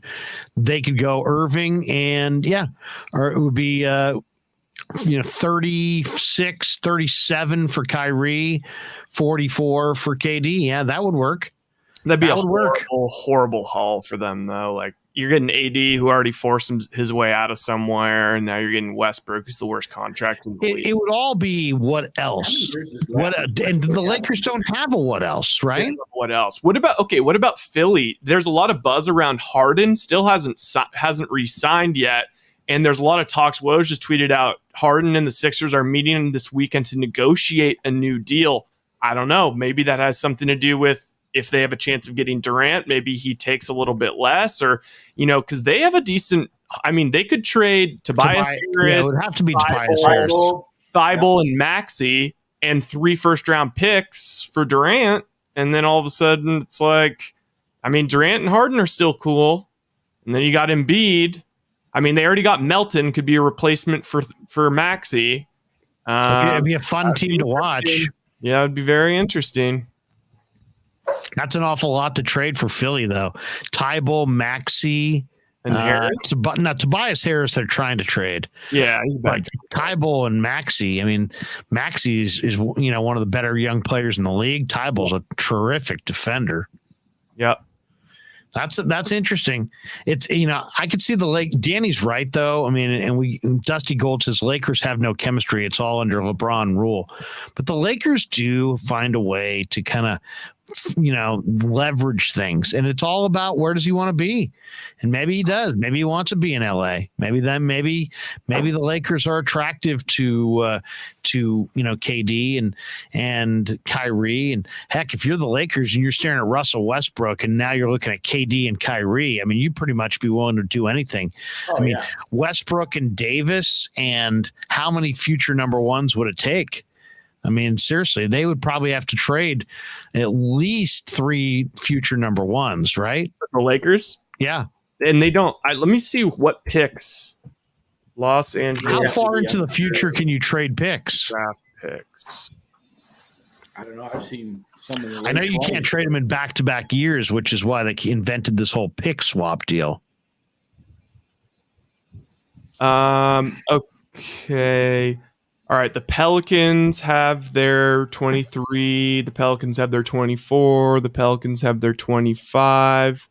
So all they have is their 2026.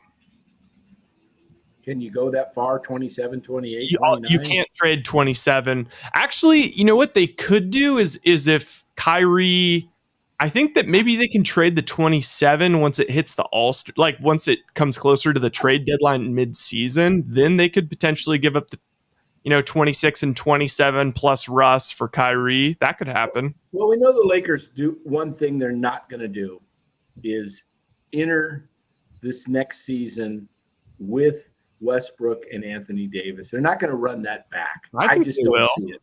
I don't see it. Well, not by choice. Right. You're talking about 2 of the more difficult contracts to move in the league. Right.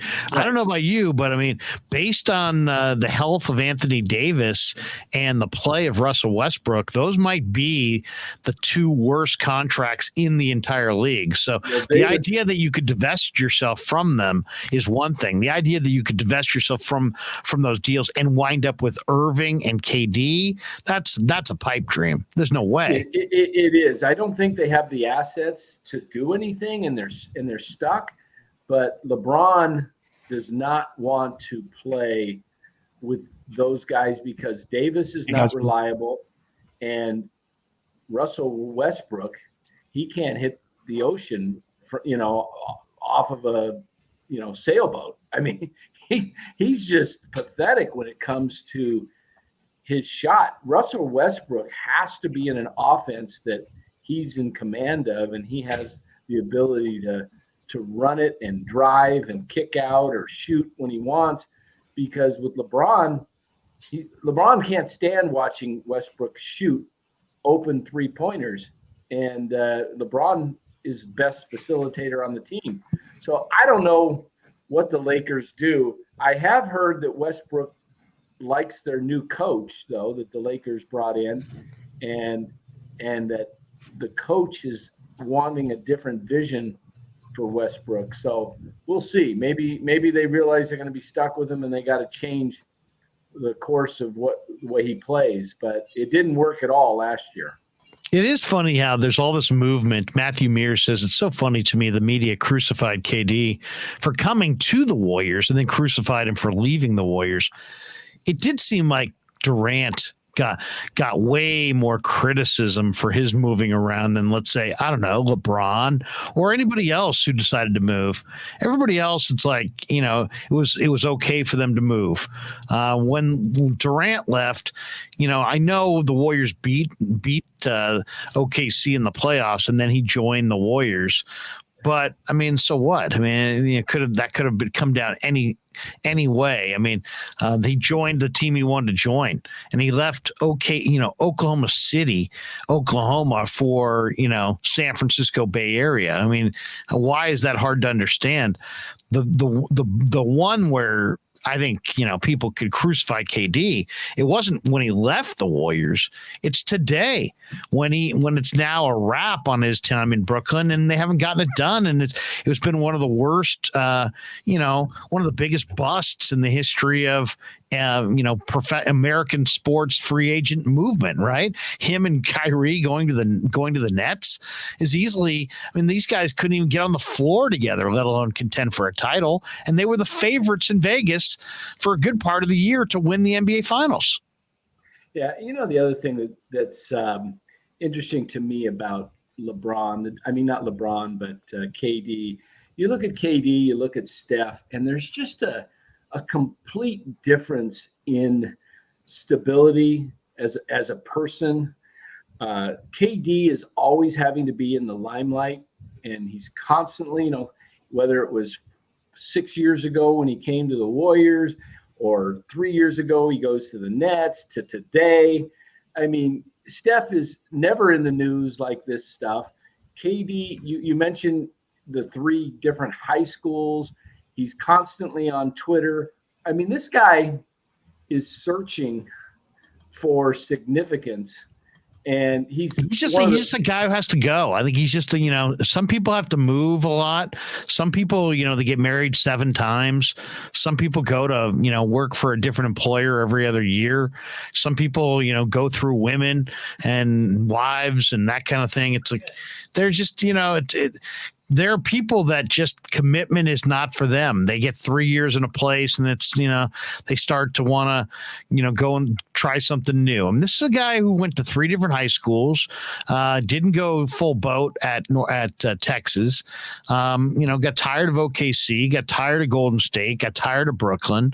I'd be concerned not about, you're talking about 4 years left in the deal.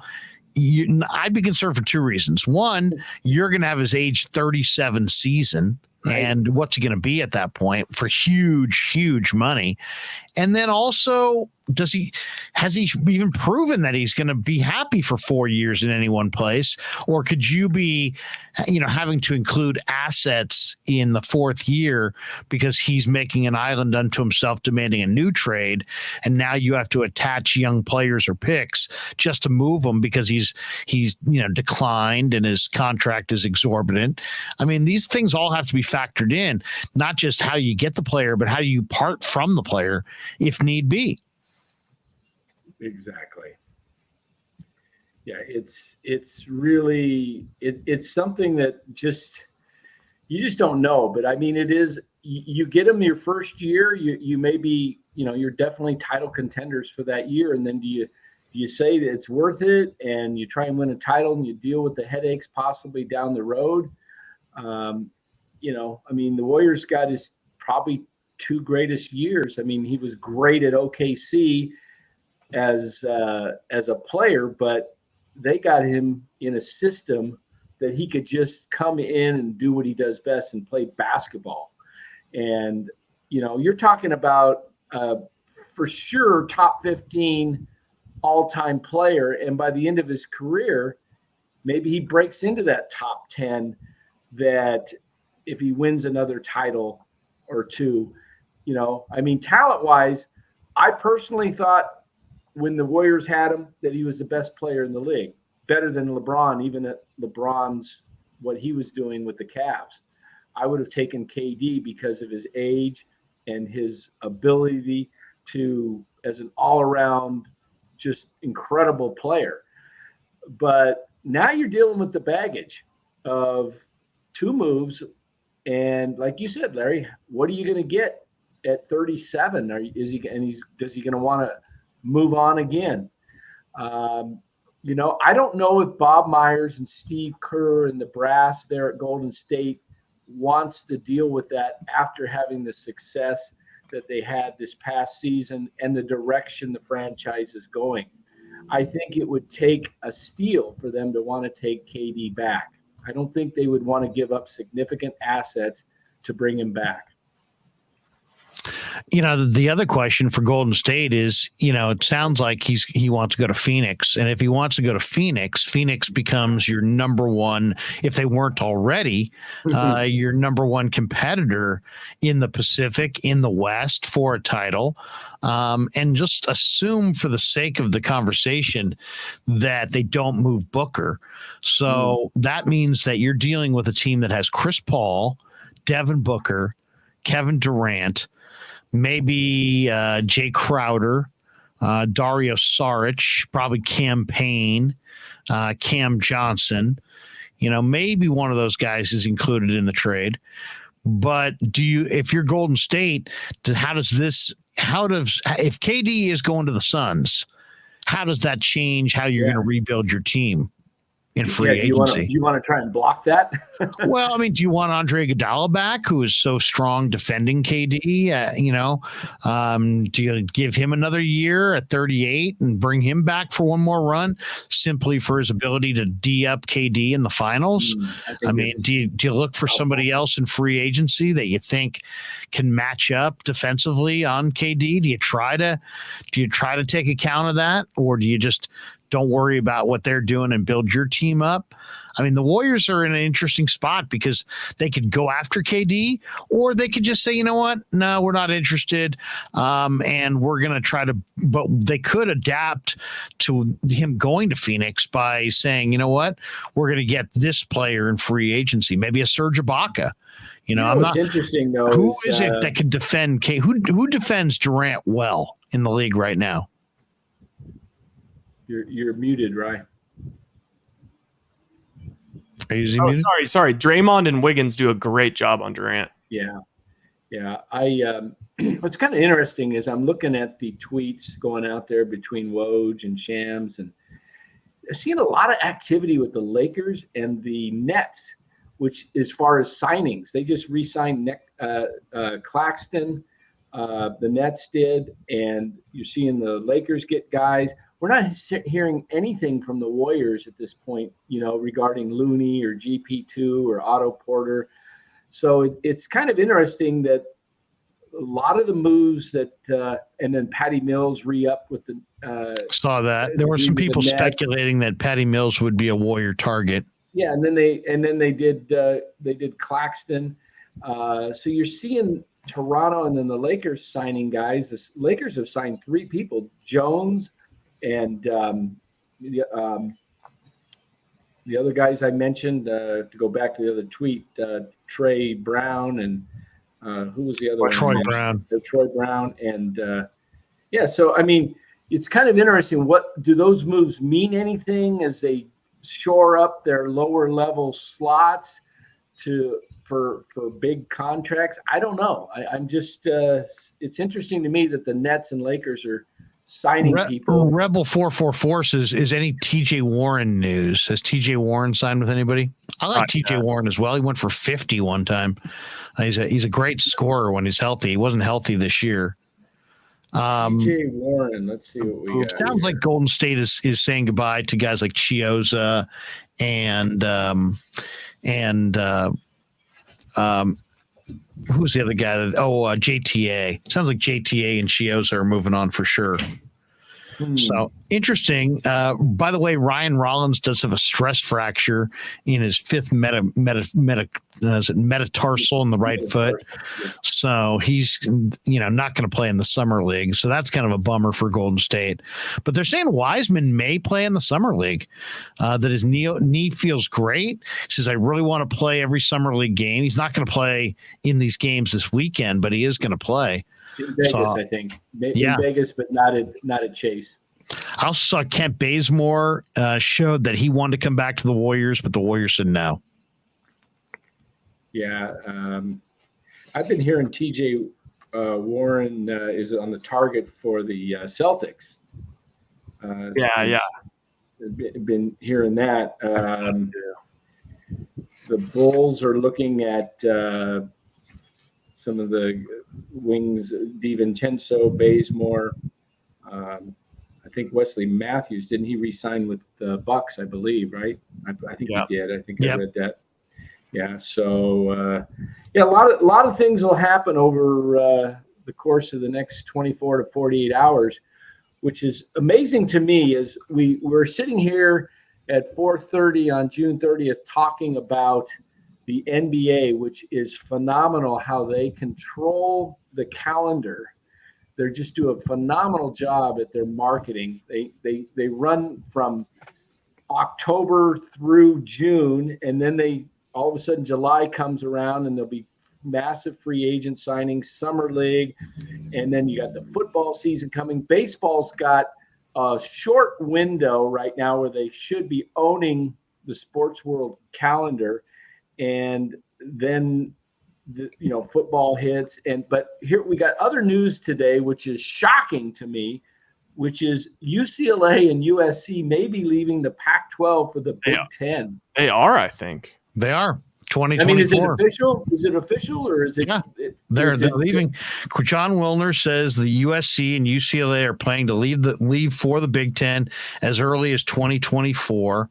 It has not been finalized, of course, at the highest levels yet, but it will be a finality, and they're jumping. Everybody wants to be in the SEC and then the Big Ten. If I'm a team like Stanford, I'd leave the Pac-12 right now and go independent. What does the Pac-12 offer you? The Pac-12, if nothing else, kind of constricts you. I don't think it offers you a lot. I think you could probably go out on your own and schedule an independent schedule the way Notre Dame does, and so more probably have a better schedule than what you're going to play in conference. I know. I'm trying to think. Okay, so. Obviously, it almost seems like they're creating essentially like two super leagues. It's like they've now have the SEC was already a super league, and they added Oklahoma and Texas. So now that league's done, and then now the Big Ten added USC and UCLA. So I wonder, what happens to the ACC and the Pac-12? Does Clemson and Florida State come crawling over to the Pac-12 somehow? I don't know. This whole geography thing of college sports is just gone. It's all gone. Yeah. You're talking about you're going to have some super conferences, and then, it's going to. I just don't like it. They're not even going to. How many teams does the Big Ten have now? They're going to have 14. 14. So, it's been the Big Ten for years, even though they've had 12 teams.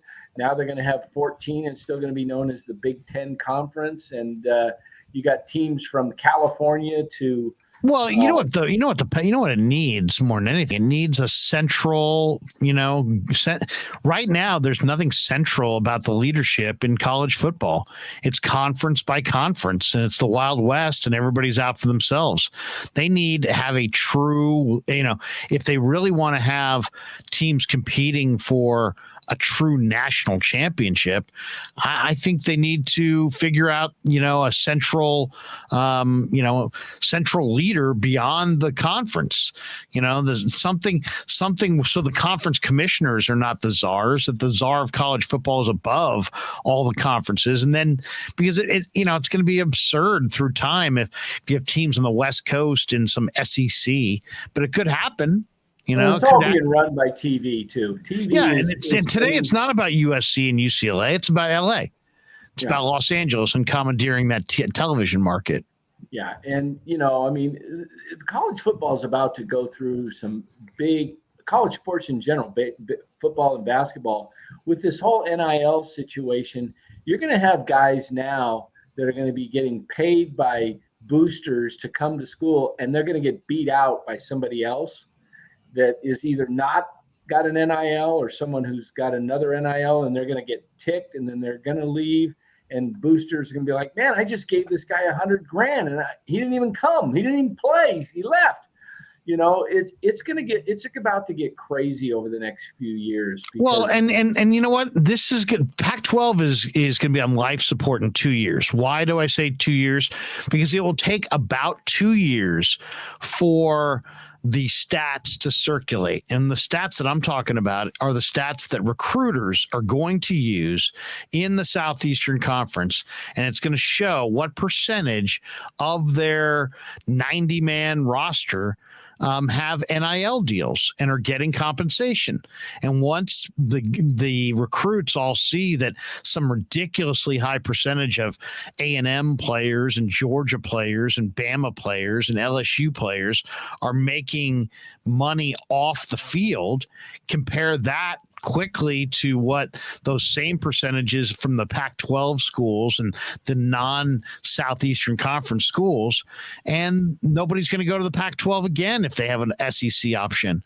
Why would you go play for Oregon State and make no money, and maybe there's 5% of their football players have NIL deals? Why would you do that when you could go to Georgia or A&M or one of these schools in the SEC, and they're going to say, hey, 45% of our football players have NIL deals.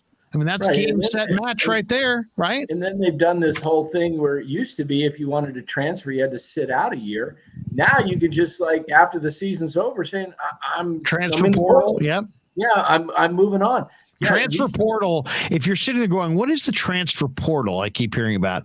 That is the equivalent of free agency coming to college football. That's what that is. Taking away the power from the coaches who had it all, and it was like, well, if you don't shut up and play or whatever, and give your best, you're never going to see the field. Well, now if you're a big time recruit, you can threaten them by saying you're. I think it's no coincidence that all these big time college basketball coaches retired right as this became prevalent. Oh, yeah. Exactly. They don't want to deal with this. Right, it's recruiting new players every year, but then it's re-recruiting your existing players every year. Yeah, it's it's just I have no sympathy for them. Like, if they want to complain, it's like, all right, you had it golden. Like, you could just show up every year and there's automatically going to be 4 out of the top 10 guys wanting to go to Duke. So let's not kid ourselves. Those guys were getting paid somewhere. No, for sure. Also, the thing I worry about for college football, and maybe I shouldn't be worrying about it, but I think I could see 10 years from now, and you see this live model for the PGA or for golf. Like,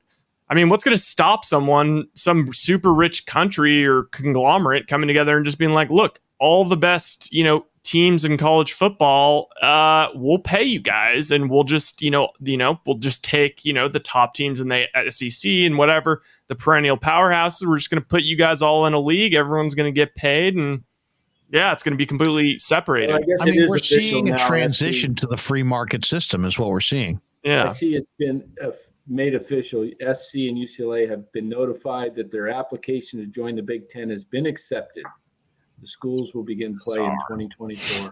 I'm shocked. They were accepted.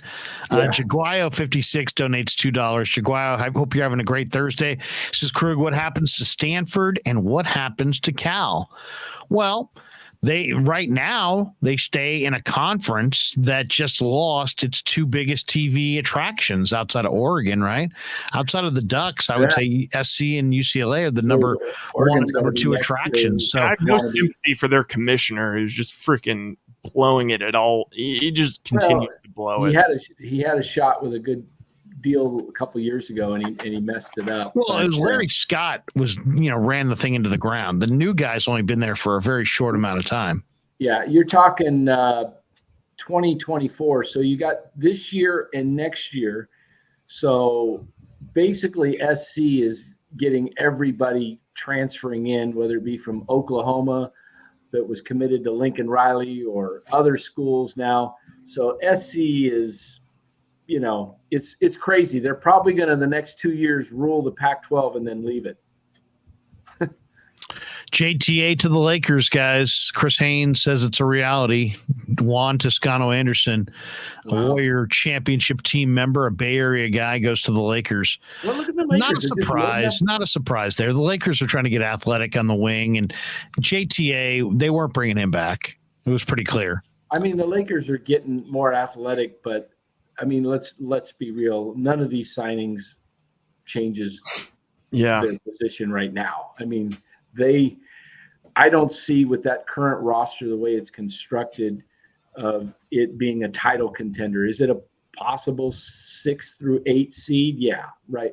If they stay healthy, if Anthony Davis can play 70 games, yeah, they're a contender to make the playoffs. But when's the last time he played more than 50 games in a season? He's going to be worth nothing. I mean, it's just like Alfonso McKinney going to the Lakers. It's like once they're away from this system, they're not going to do much. And I love JTA and the other guys, but are going to be leaving. But like you said, right, you get out of the system of what the Warriors have. Yeah. Well, they're just it's not even about, it's just about they're so loaded at the three. I mean, they got Wiggins. He just established himself as going nowhere. You got Kuminga. You've got Moses Moody. In most teams, that's enough small forwards right there. And then, Kid Trickster says, I don't understand letting JTA walk and giving Damian Lee a contract. Did they give Damian Lee a contract? I don't know if they've given him a contract, but I understand why they would do that because the league has changed. It's a shooter's league. Well, and also Damian Lee's connection. Damian Lee is related to Steph Curry through marriage. Exactly. So he's probably got job security that JTA does not have.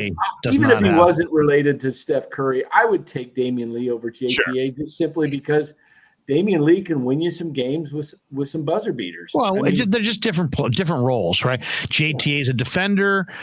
Damian Lee is an offensive guy. I would challenge you on that. JTA is younger, bigger, more athletic, and he actually has two-way potential. He actually has a three-point shot that could develop. Damian Lee has got a decent shot. He's a high-effort defender, but he's not the defender that Toscano-Anderson is. Okay, JaVale McGee just signed with the Mavericks. Dang it. Yep. Re-signed, yeah. Or no, he was in Phoenix, right? Yeah. They needed someone like that. Hey, what do you guys think about this for, now that the sanctimony of the Conference of Champions and all of this kind of stuff, and we're basically saying, screw it, we're moving teams around, who cares? Let's just, if we're losing USC and UCLA in the Pac-12 for basketball, I say just for basketball, replace them with Gonzaga and St. Mary's. Sure, why not? Or take. I'll say this: I watched a lot of college basketball this year. Colorado State's got a nice program. Yeah. Boise State's got a nice program. There are other schools. Utah State's got a nice program. There are some other basketball options that could help the Pac-12. I mean, they're not USC, UCLA, but Gonzaga would be a great option in the Pac-12. Oh yeah, I think that would be a really good, and St. Mary's. And if you want to look at football, if you want to try and replace those guys, I mean, Fresno State. If you're trying to keep it local, regional. If you're going to go outside of regions, go for Clemson, go for Florida State. In the Pac-12. I mean, look at USC and UCLA in the Big Ten, which is all pretty much west of the Mississippi. East of the Mississippi. Gosh, you're talking Ohio State, Michigan, Wisconsin, Maryland is in the Big Ten now, right? Maryland's in the Big Ten. You're all over the stinking map. I don't understand what happened to keeping things regional in college sports. You could bring BYU in. Yeah, you could do that. If you're looking from the west side, gosh, San Diego State, could they ramp up and become a Pac-12? Yeah, that's another good one. Yeah, San Diego State, Fresno State. Those are the ones that I would think of. I like those. Yeah, Hawaii. Hawaii, I like that. It's funny. There's one Pac-12 source in this article is quoted. He says, I was always of the opinion that UCLA could not leave Cal. There's no more political state than that or system than that. That was very surprising. They are the University of California at Los Angeles. Pac-12 Commissioner George Kliavkoff was not immediately available for comment, but I think he was probably saying, "Oh shit." UCLA needs money. No. Under Armour deal. Do you think this was a blindside thing to the commissioner of the Pac-12, or do you think he knew that there was talks going on? Maybe not today, but I'm sure initially, it was. I'm sure. It's an unprecedented move as we're talking about. We've been talking. We know that the regional deals, the regional associations with these teams mean nothing. That it's all a big business, and it's all about joining the power conferences with the better TV deals that produce the most revenue for the schools, the member schools. Well, they have the advantage. So everybody, we've known for a while that it's big business. It's just a matter of how is it going to split up? Exactly how is it going to go? I heard it's like a $1 billion deal, so it's going to be like 80 to 100 million a year to each school. That's unbelievable. It's all being driven by money now. It has nothing to do with anything but money. It probably always has, but it's just so much more significant now. One high-ranking Pac-12 university official was quoted as saying, "We just got Soonered and horned." In other words, Oklahoma and Texas. Yeah. No what do we do with we got a 7-4, 7-5 Rose Bowl entry for the Pac-12. It's now the we've been talking about the Power 5 conferences for so long, but now the SEC and the Big Ten are making nearly double the amount of some of the other Power 5 leagues. And that financial pressure, left UCLA and USC with the choice of trying to bully the Pac-12 for some unequal revenue shares or leave. And so they chose to leave. Could we end up with where it becomes two major conferences and you have this wild? Yes. Yes. The answer is yes. That's what we're going where towards. It's like the AFC and the NFC and the NFL, and then you have this playoffs, 16-team playoff, and it's just I don't know. And then you got your majors, and then you got your mid majors that are no longer part of anything, and they're just wiping out the smaller schools that who made it last year to the Cincinnati, right? Yeah, Cincinnati made it into the 4-team playoff. What happens to a team like Cincinnati now? They have no shot.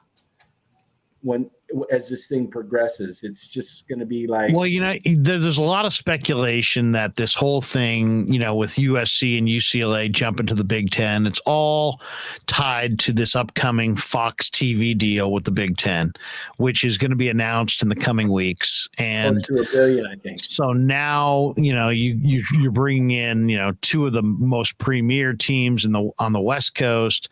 You're tapping into the biggest, the nation's second largest TV market, and I'm sure that drives up the numbers, significantantly on that new Fox deal. So I'm sure this is all tied to that and has been in the works for weeks. Well, but still, it's a major shakeup. If I'm the commissioner of the Pac-12, I'm actually going to go after. Well, it is still the Pac-12. But it's called the Pac-12, right? Yeah, isn't it? Pac-12. Yeah, it's called the Pac-12 for the moment. Yeah. So, I go after Notre Dame, and I go after like Clemson, But what are you armed with right now? That's I the thing. I first go negotiate a deal with NBC. Notre Dame and Clemson have bigger audiences than any of these schools in the Pac-12. Hey, Clemson, are you excited to watch, you watch your team play at 10 o'clock at night or whatever? Well, that's the thing is the East owns the TV because of the time difference. Well, and you think nobody played the Pac-12 now. If you take away, a trip to Southern California, then there's no recruiting incentive unless you're coming up here, and it just doesn't make a lot of sense. And by the way, if you're sitting there going, well, what kind of loss is this for the Pac-12? The Pac-12 has won 9 national championships in college football history.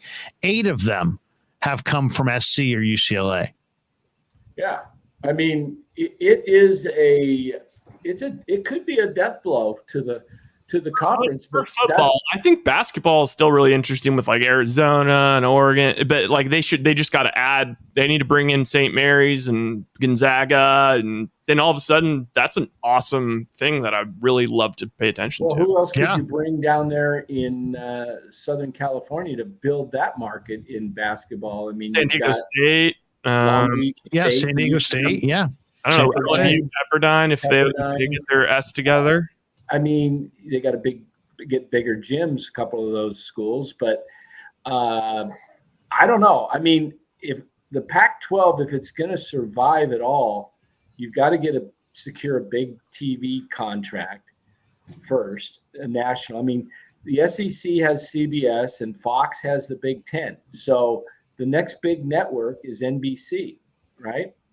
ABC's probably, they've got ESPN, ABC. I don't know if they'll get involved, but go get yourself a big contract. I don't even think they have a deal with Fox. They got a deal. Doesn't the Pac-12 have a deal with Fox? Everything, all the new stuff it's going to be, because if you saw Apple TV just paid a absurd amount for the rights to MLS. They're going to come in and eat. They're going to be like, everyone's devaluing the Pac-12. Well, guess what? We'll pay the same amount that you guys paid for the SEC because we're burning money and we're trying to establish something here. Them or Amazon or somebody like that, I bet will buy the Pac-12. People will have interest in the content. There's no question about it. It's just as far as national prestige, the conference loses a lot, and it's terrible branding for their recruiting ability in the future, right? It's the two teams in the biggest market in your conference bail out. That's not going to help recruiting. The thing is, kids want to play. Kids want to play for the best teams. They want to play for a national championship. And I'll tell you, one of the noticeable things was when Alabama played Clemson in the national championship at Levi's. Those programs came out here and they recruited. And they're getting lots and lots of players from the West Coast. So the West Coast exodus in recruiting has happened for a few years now. And so I think UCLA and USC saw the handwriting on the wall. Like, we have to strengthen our position in another way. And jumping to the Big Ten, allows them to play more Big Ten matchups, bigger crowds, bigger TV revenue, and more revenue probably means better recruiting. So, I mean, it was, clearly a selfish move on their part, but it leaves the Pac-12 reeling. Right. Yeah. And I was just talking to my brother who's at Cal, coaches at Cal last night. Just, they're in the midst of recruiting right now. So it'd be interesting to get his take on this, because this news wasn't out last night, just, broke today and it's done. So it is going to affect a lot when it comes to those recruits. I'm just looking at an article right now on The Athletic from Anthony Slater titled, "What Would a Phoenix Suns Trade Offer for Kevin Durant Look Like?" So what's he saying? Let me see what. Let me guess. Ayton, Bridges, 3 first-round picks. Let's see. We're talking Ayton. Let's see. I would say Ayton, Bridges, maybe Cam Johnson. Cam Johnson's got a nice contract. Would Ayton, Bridges, and a bunch of future firsts be enough for Durant? Would Cam Johnson, extension eligible and earning $5.8 million on the final season of his rookie deal, need to be added? You can probably connect better theoretical deals for Durant. The core of Ayton, Bridges, and Ben Simmons sounds incredible defensively, but where's the offense creation on the perimeter? It would be an odd fit, and using Kyrie Irving and perhaps Simmons in an eventual trade would some extra roster rearranging would likely be needed. So, yeah, it's. I don't think. The Nets gotta somehow, hold out if they can. Otherwise, their franchise is destroyed. They're going to be at the bottom of the league, and they're going to draw nothing. As it was said earlier on the show that the Nets maybe have 10% of the market share there in New York. They were New Jersey for years, and then they became Brooklyn. I've never seen the value of their franchise has gone down probably by what, 50 million, 100 million in the last day, just because of this news alone. And I just think it's not interesting. That Joseph Tsai needs any more money, but but it's definitely a kill shot for them. They got to restart. That's why I kind of think OKC might be involved on some level, because they have so many assets, and it seems like if you could, leverage KD and Kyrie into a trade that also would bring you a number of future assets in addition to, you need to replace the money. KD makes $40 million. So that's a boatload of cash. That means you gotta have close to 40 million coming back. Irving makes 36.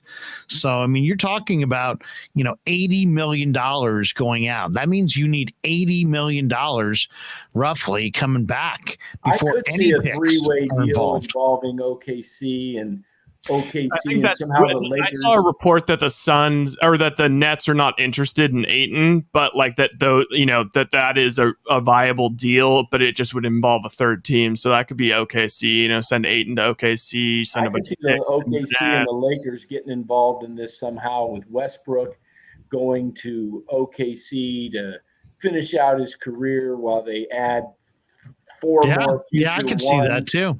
And Presti's got one. They can't get 4. The Lakers only have 1 they can trade. They can't trade these 27, 8, and 9. They have, it's too many years out. Is that what the CBA says? I'm not as familiar with the CBA and how that works. It definitely sounds like it may be a 2 or 3 team trade, though. Obviously, I say obviously a 2-team trade, a 3 or 4-team trade. I would not be surprised if there was even multiple teams, because this is a very complex deal when you're talking about $80 million going out. So then if you don't have the right kind of player going back, and you may need to, there might be some trade exceptions out there that can be worked into this deal, future picks, but the Lakers don't have picks, but the Lakers have, some high salaried players like Westbrook that they'd be willing to move. So who knows? Wendy says, KD and Kyrie to the Lakers could make sense. I don't know, but if you just had KD, Kyrie, and LeBron, I mean, I think that would be good for the league, if nothing else. Oh, it would be great entertainment value, and the Lakers would be right where they want to be, at the top of the news cycle, and NBA hysterical, all the talk and chatter in the Christmas Day games and this and that. And yet I don't think. But those assets don't add up, as far as, Westbrook is making 47, but he's not worth 47. And I don't know Anthony Davis Westbrook is making 37.9. And sadly for him, he's been consistently hurt.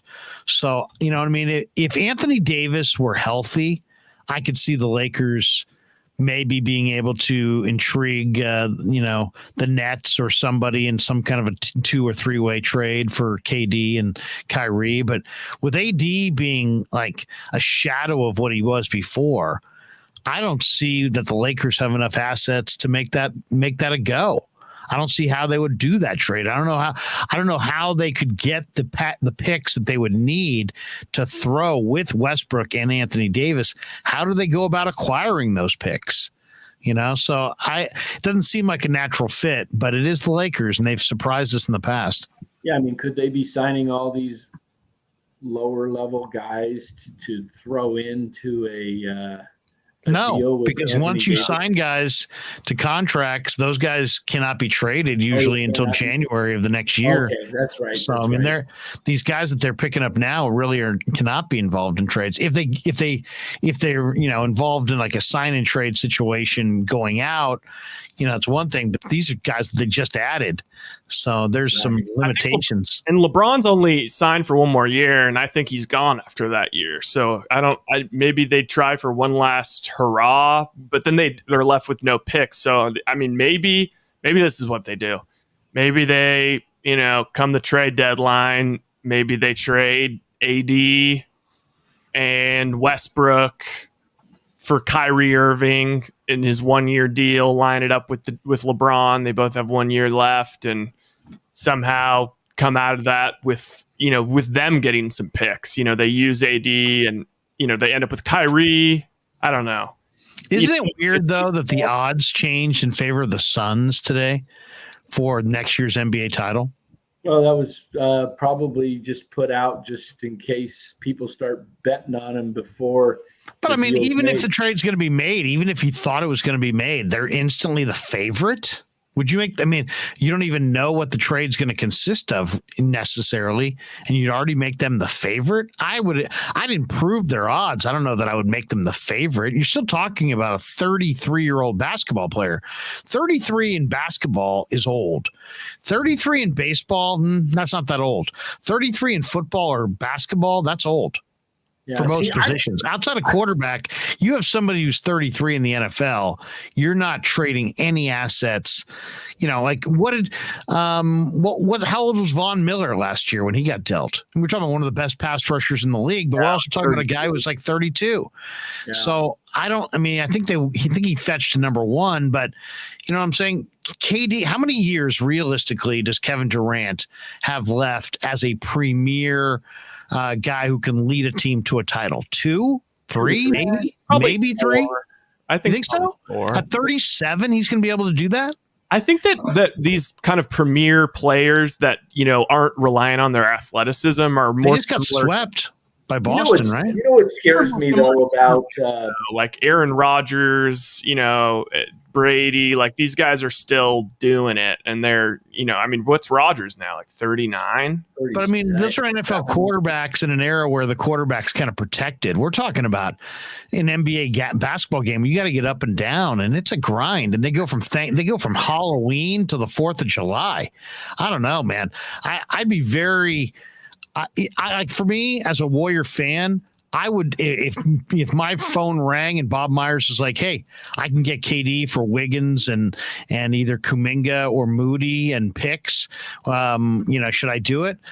as much as I think that KD next year would give them a better chance to win the title next year than Wiggins or Moody or Wiggins or Kuminga, I would say no, just on the fact that KD's 33. If he was 31 even, I might be more apt to trade for him. 33, I think there's a very good chance he's got 2 great years and then one lesser year and then 1 year where there could be an injury. And you know what scares me about injury is you talked, Larry, during the draft about Chet Holmgren's body type. And what scares me a little bit about Durant is the way he plays the game, and it's a lot of running and driving to the hoop, and guys getting cut all the time, falling underneath there. At 35, with you look at the difference between him and Steph. Steph is compact, way more compact compared to Durant. Also, another thing Draymond said about sorry to cut you off, Dan, but this is super interesting. Draymond said that since 2019, that Steph has not just pound for pound, but he has actually been he actually is the strongest guy on the entire Warriors team. Well, I believe it because he's 6'3" and he's solid. So he can take a lot of these types of blows and falls because there's less. You just look at it anatomically. You look at Durant's legs when he goes to the hoop and falls. You think that knee's going to go, or you just don't know. I mean, we haven't seen Steph a body is stronger than Kuminga. That seems kind of unlikely. I think Kuminga looks pretty strong. Yeah, but I mean, you look at the body type of Durant. We haven't seen that type of body type play at a level beyond 35 at that. The way he plays the game. Most guys start breaking down at that height. He's almost 7 feet. He probably is 7 feet. Yeah, he is. We haven't seen a 7 he can chill out there and shoot But I mean, but if all of a sudden his drive game goes away because of injury, then does that change his game? I see it the opposite. I think his game transitions well to old age. Same with Steph. I think it's about short area quickness and just skill, and he's still going to be 7 feet. And I he's like still Steph's be, game at 37 over Durant's game at 37 is what I don't know about that. Steph's got to go against guys like Ja Morant. Durant's still 7 feet with a high release who can rise up in the mid range and knock that shot down. We saw Bob McAdoo. To me, if there's a player that from yesteryear that I would compare to KD, it's Bob McAdoo. And Bob McAdoo, was awesome with the Lakers in the 80s. And this guy was a phenomenal player for years and years before that. He was a phenomenal player in the early 70s. So, I mean, the mid 80s, he was still going strong, winning titles. So I don't know. I think KD's going to age. I think KD's going to age like fine wine. I really do. I think he's going to be able to do it for a while. I hope he does because he's a great player. Yeah, I just don't. It's not about like the skill or even the durability. It's about the vibe and the commitment. And I think the vibe is better without him. And I don't know how committed he is. And then, how is he gonna be able to handle if Draymond sounds him out again? I mean, maybe they're in the perfect spot. The Warriors won pre-KD. Then he came here. He was the finals MVP. They won a couple rings. He was obviously the best player. These people that said he was along for the ride, he was the finals MVP. I mean, how's that along for the ride? That was a total bullshit thing to begin with anyway, but now they've won without him. And I'm sure, Draymond had a little bit, hey man, we won before you were here. We'll win after you leave. And I think there was some KD, some of KD saying, oh yeah, you think you're going to win without me? I'm going to leave and you'll see. And now the Warriors have won that. KD's moved on. He picked his hand-picked guys to play with. It bombed. The Warriors have moved on. They reassembled and won. KD helped them on the way out the door by allowing them to trade him in a sign-and trade, which netted D'Angelo, which ultimately resulted in Wiggins and Kuminga. So I think he did them, the front office, a solid on the way out. But I think there was a huge rivalry between maybe Draymond and KD, maybe Steph and KD. Then you had KD watch the Warriors win this title. He was extremely complimentary of Steph Curry.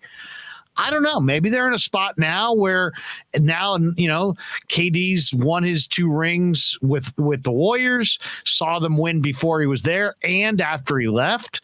Maybe that's just enough for everything to be kind of smoothed out. And maybe that, who knows, maybe the scenario is perfect for his return. Do you see what I'm saying, though? The fact that there's no more like, hey, man, you can't do it without me. No.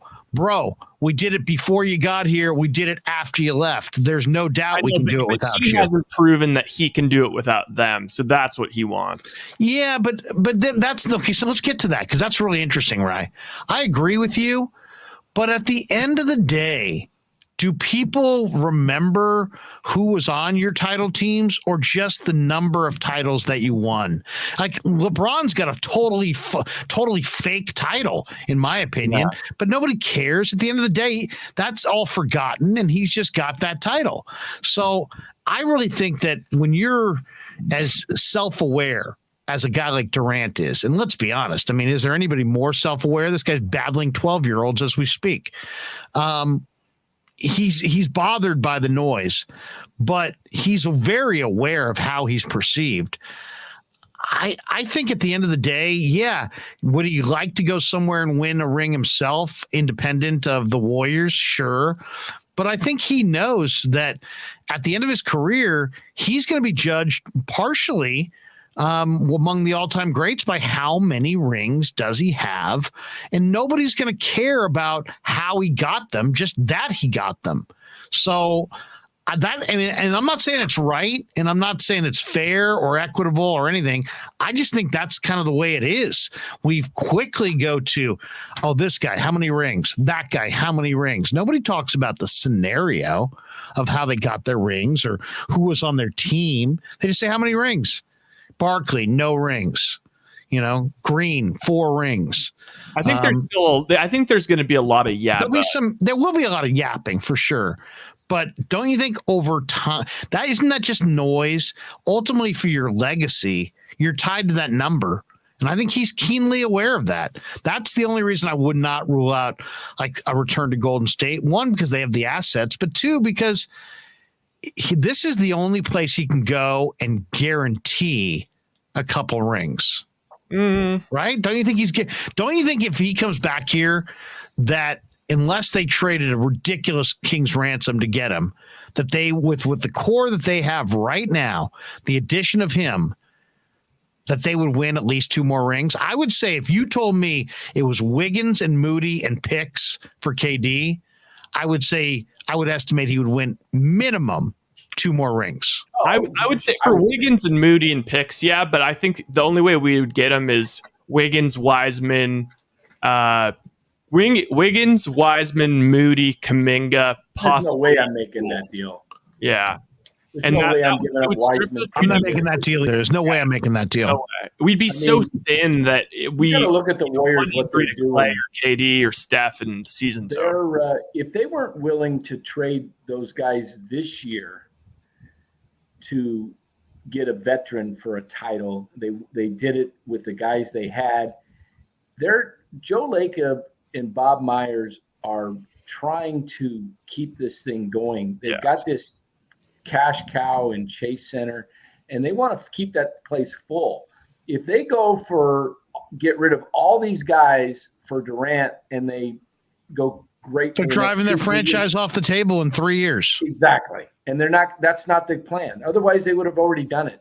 They are going with a plan of pool. But what if you could have it both ways? What if you could have literally both? Like, let's say your evaluation is that, you know what, you think Kuminga is going to be very good, that Moody's going to be good, that Wiseman's an unknown, And let's say, it's all about matching or beating the best offer. And does Durant want to be there? So let's just say Durant says, I want to play in Golden State. And the Golden State players say, okay, we'll take you back. Well, they've got all the leverage in the world. It's not about what Sean Marks wants or what's a fair deal. It's not going to be about a fair deal. It's going to be about leverage and power. And the Warriors have the leverage and the power. If you're Bobby Marks, though, you're losing your job immediately if you make that trade. Sean Marks. You have no recourse to come back. You've lost all of your picks for the next 6 years, and all you have to show for it is Moses Moody and 1 year of Andrew Wiggins. Yeah. No, I know. Yeah. I'm not saying it's a good deal for them, but I'm saying that if I'm Golden State, that's the deal I would make. And if I made that deal, I think what Danny's describing doesn't happen. I think you sell out for the next 2 years, you probably win a couple titles, but also you have a future. You still have Kuminga, you still have Moody, you still have Poole, you still have Ryan Rollins and Patrick Baldwin or whatever. I think they're kind of Wiseman is their Marco Luciano. I think the guy that they want to see come up that's untouchable, because they would have already traded him. I mean, I think they believe Wiseman can't. I mean, Steph said 5 years from now, if he's an MVP title, we've done our job, right? Something along that lines. Yeah, if he's contending for an MVP. I mean, they must see tremendous upside in Wiseman. I mean, you look at the highlights of the kid. He's quick. He can dribble. He can shoot. He's explosive down low. He's basically Trey Lance. Guys, here's the other thing. What if, not to interrupt you, Danny, but what if Wiseman, who says he's feeling great, plays in the summer league? Let's be honest. Now, big men don't typically dominate the summer league. But if Wiseman, who's the incredible runner that he is when he's healthy, and he's not a rookie, he's guys played a rookie season, he's had a couple of off seasons, he could easily go to the summer league and put on a freaking show.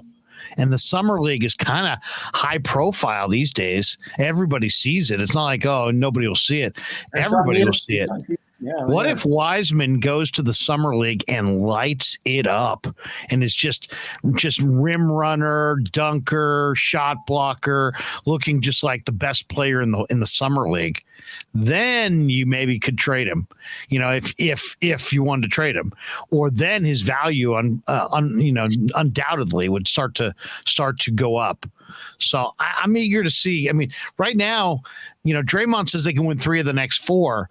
He's watched Wiseman. You know what I mean? He's seen, we haven't seen Wiseman. We saw Wiseman last year as a rookie, or 2 years ago as a rookie, hoisting threes and kind of just doing a bunch of things, looking kind of confused on the floor. They were better without him than they were more efficient without him than they were with him.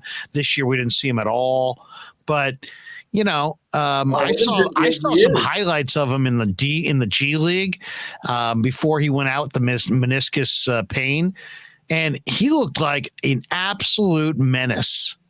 Yeah, I mean, it was the G League, granted, but he looked incredible. What if he's this beast and he changes the way the Warriors run their offense? What if he's this low post threat? He becomes this lob threat. He's the pick and roll threat, and now all of a sudden the pressure of double teaming Steph, it's like throw it down into the post Wiseman, and Wiseman can back his way in for a little hook shot or a dunk or dish it off to a cutter to the hoop.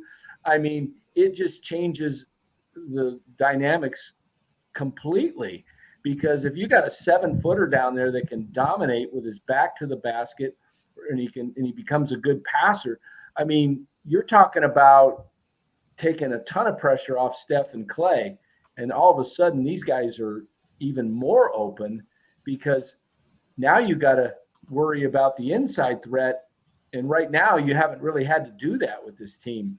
It's all about the guys running around trying to find and coming off screens and getting open or cutting to the hoop, but they played this year without a center. They won the NBA title. Looney. They had Looney. I'm talking about a true center. Yeah, it was like the first time in like 40 years team has won the title without any player over 6'10". Yeah, he was not a true center. I mean, Looney Looney's going to get paid $10 million a year here, so that's going to. I hope it's with the Warriors. By the way, Sixers just signed PJ Tucker, 3 years, $33 million. What do you guys think of that? Great signing. 37. He's 37. He was good in the playoffs, though. He shot 45% from three in Miami's run to the conference finals. Morey getting the band back together. Yeah, PJ yeah, Tucker, seriously, he loves Tucker. Loves Harden, loves Tucker. Yeah, I don't know what Sixers are doing because they're having that meeting this weekend with Harden. They've got Embiid, Harden. They've got Thibault and Maxey. And what's going to happen? I mean, there's a possibility with this whole thing with Harden. Does he take a lowered deal? Because he obviously is looking at the possibility, and they try and make a move for KD. I mean, could you imagine that team with KD and Embiid? Oh my goodness. The one interesting move today that also caught my eye was Dallas getting JaVale McGee, 3 years, $20 million. I had McGee down as a guy that maybe Golden State would go after. Well, it tells me that they got a better shot at Looney.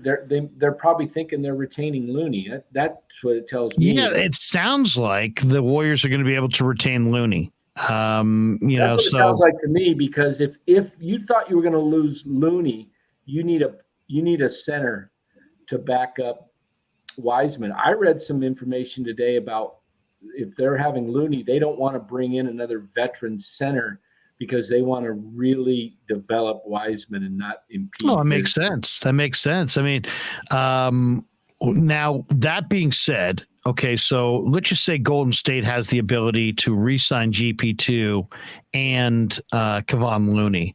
But let's just say they opt to allow Otto Porter and Nemanja Bjelica to leave.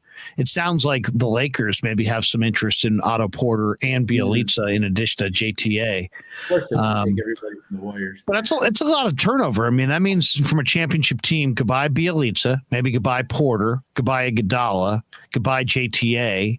Who knows about Damian Lee? I mean, that's five guys right there. Is Gallinari still available?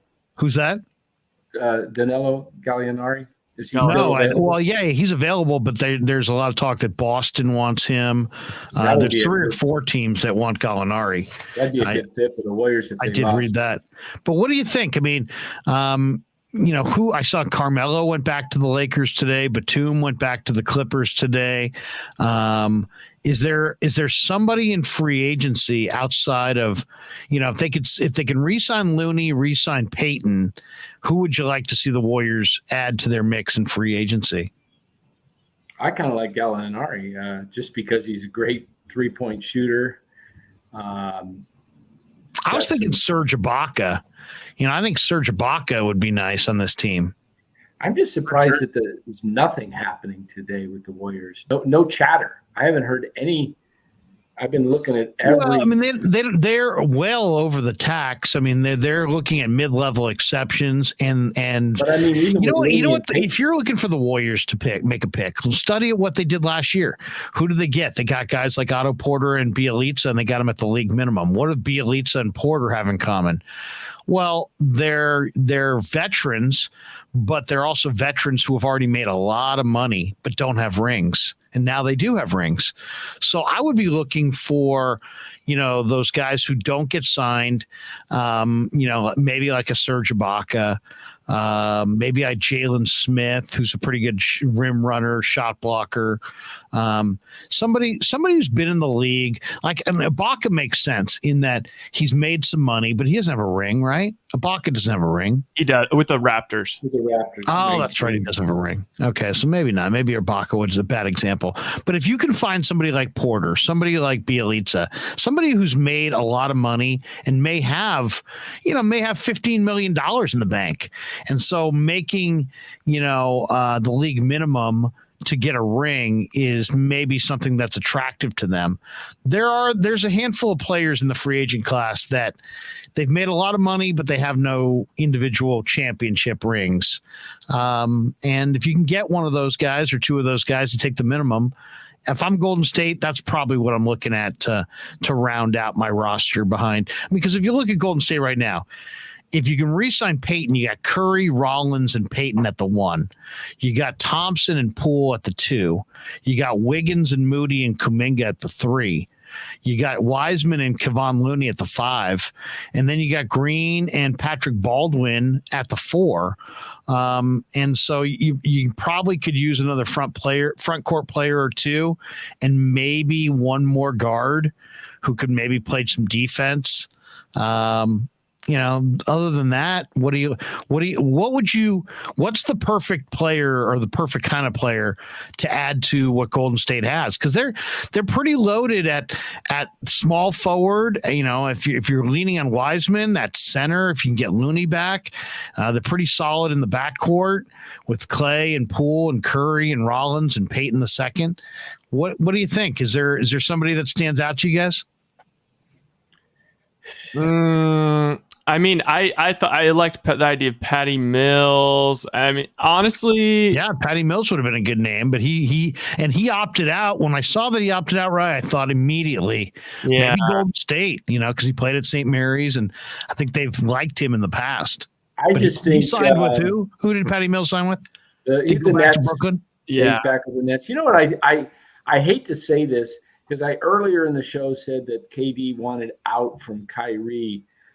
But I know they're buddies, and I'm reading and hearing, and it wouldn't shock me if we talked about it a little earlier in the show that they end up with the Lakers, because the Lakers are always about being at the top of the news and LeBron, and they will something. And like you said, Larry, it's a players' league. They dictate where they want to go.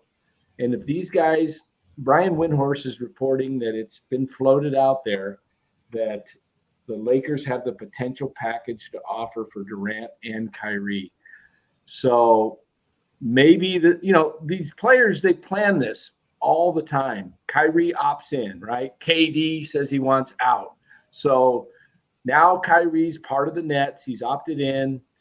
I could see the Lakers somehow pulling something off where they get rid of AD, they get rid of Westbrook. I don't know who else that's the only guys they really have under contract that's big, right? Everybody else is pretty much small contracts. And so there's another team involved, and they pull this thing off. Somebody takes Westbrook's contract. I could see Brooklyn getting AD and some other player from some other team, and they try and stay relevant in the East, and somehow Westbrook ends up in OKC to finish out, and all these picks come to OKC's way. I don't know how it works out. The problem is, I was thinking that too, but the problem is the Nets don't have picks either. So the Nets don't have picks, so it could be more. But I don't know. It's just the players seem to run the league. They go where they want to go, and LeBron, KD, they want to take on. They're gunning for Steph. Okay, Steph's become the talk of the league all of a sudden, right? I mean, he's taken the mantle away from LeBron as the king. Right now, Steph is the king of the NBA, and he's getting all this adoration all of a sudden. He's a now top 10 player of all time. He's got 4 chips. He's 1 less than LeBron. I mean, these guys are all egomaniacs, right? I mean, LeBron, we know is. LeBron. Same amount as LeBron. Or is it the same as LeBron? LeBron's got 4. That's right. Yeah, it's Kobe that's got 5, right? Yeah. So who's going to be the first one to 5? This is it's been a 7-year battle between Curry and LeBron. And LeBron's got 1 less bullet in the tank. I mean, in the holster. He's really at the end of his, ability to do it by himself. I mean, he can't. He needs 2 stars. He can't do it with him and 1 other star. He never could. Yeah, he needs a second and a third star. So I could see the Lakers somehow pulling this off. They always do. They always do. They always get. I mean, I was surprised they got as much talent on their roster as they did last year when they, considering they were offering nothing but the minimum, but they still wound up with a representative roster. Now the bottom line is, I think what everybody learned is you can't change out 9 guys on a roster like they did last year and win. I mean, it's just, you have to have some continuity. Well, it's interesting to me that the Nets and the Lakers have had the most signings today. I smell something because the Lakers have signed like 4 guys, right? I mean, by the way, Gary Harris he must have the best agent of all time. Gary Harris supposedly is going to sign a 2-year, $26 million deal with the Orlando Magic. Gary Harris, really? Gary Harris, $13 million a year? Really? Wow. That is surprising to me. The other thing is, when you're one of the bad teams, you always have to overpay. The Knicks signing Jalen Brunson, 4 years, $100 million. It's like, great, you've added Jalen Brunson. I mean, are you really going? I mean, what are you building around? It's a weird signing, isn't it? I mean, that's a lot of money when you think about the Knicks. And so what? Jalen Brunson, this undersized, combo guard, is going to be like one of your highest paid players. Just odd. Just an odd maneuver. It is odd. Just shows when you're one of the bad teams, you just have to go for what you can get. Yeah, I mean, it's just unfortunate because, Dallas got actually kind of screwed because they could have had him for way less last year, but they decided to sign Finney-Smith and whatever first. And, you see what, the Hawks, they traded away 3 first-round picks for DeJounte. I don't know. If I was the Knicks, maybe I would have rather done that. But also, if you do look at the point guard contracts, it seems crazy that Brunson's getting 25, but it would only put him around 15th for point guard, so that's maybe is about right. I'm not. That could be a benchmark for Poole. What do you guys think of adding? Do you think Golden State would add another big to go even if they re-signed Looney? Because Hassan Whiteside is out there. What do you think of Hassan Whiteside? I don't think so, because of if Wiseman's ready to go, I don't see them going. I see them more going for someone to replace Porter. If Porter leaves, they're going to need a 6'9", 6'10" wing that can shoot and rebound. The one thing that we got to remember about Porter, he not only was a great 3-point shooter, but he was a tremendous rebounder. Just really great at controlling offensive boards or tipping it out, just keeping the ball alive. They will miss that if they don't have a solid replacement for Porter. I personally think Otto Porter is a great type of guy to have on your team because he's a veteran. He played good defense. He could shoot the 3. He's a 40+% shooter from 3. I think he led the league one year, like 45%, somewhere in that neighborhood. I hope they can retain Porter, but he's probably the toughest one for them to retain because I know they're focusing on Looney and GP2, which you have to. Porter was in a make good 1 year rebuild, right. his relevance kind of a thing. He's a guy that should be making $8 to $10 million a year. He gets his ring. He's not going to get his $8 to $10 million here. He probably can get it elsewhere. So I would imagine Otto moves on. And there's probably a couple players out there that have made their money but don't have a ring that will come here and replace Porter and Bielitsa and be just fine. Gallinari, but it sounds like from what I'm reading, Boston wants him, Miami wants him. There's 4 or 5 different teams out there. And they have more to offer. They probably have the mid-level to offer him, right? Yeah, are the Warriors going to give GP2 the full mid-level? That's the other debate. Do you give GP2 the full mid-level? I think it's the only way they retain him. I agree. Him or they give him the bird, right? It's all $8 to $10 million right in there. I don't think. No, they don't own his bird rights. I don't think. They have for GP2. Yeah, I think they do. I think they. Do they own his bird rights? I didn't realize that. Sure. we've been going for 2 hours and 30 minutes. Let's hit a commercial right here. We'll come back with our final thoughts next on The Krueg Show. Larry Krueger here for Telmetrics. Thanks to Casey Bateman and the good people at Telmetrics. If you're an occupational therapist, if you're an orthopedic surgeon, a chiropractor, a physical therapist of any kind, Telmetrics is designed for you to use in your practice and will greatly benefit your patients.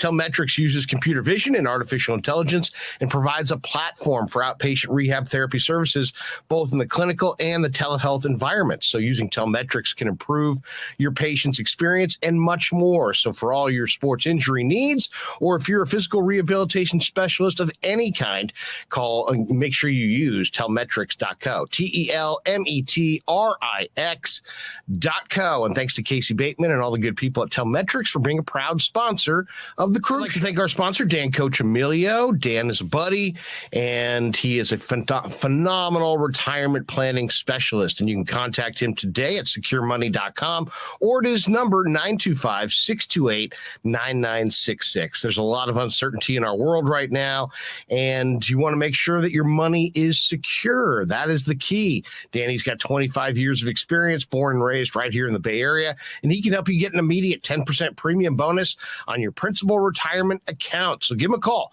925-628-9966. He'll make an appointment with you, and you can sit down. It's not a one-size-fits-all kind of a deal. He'll consult with you and come up with a strategy to get you going to where you want to be. Once again, 925-628-9966, securemoney.com on the web.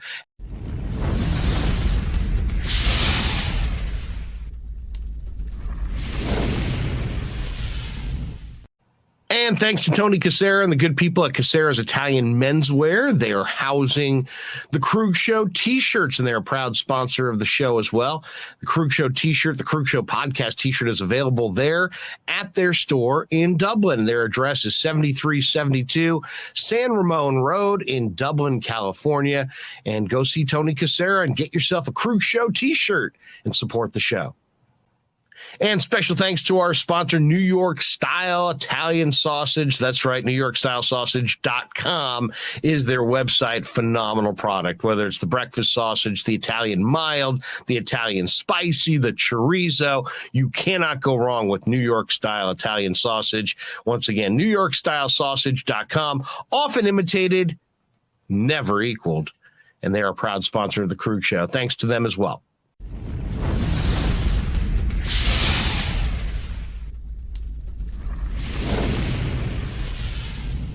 We grew up with a Sunday dinner.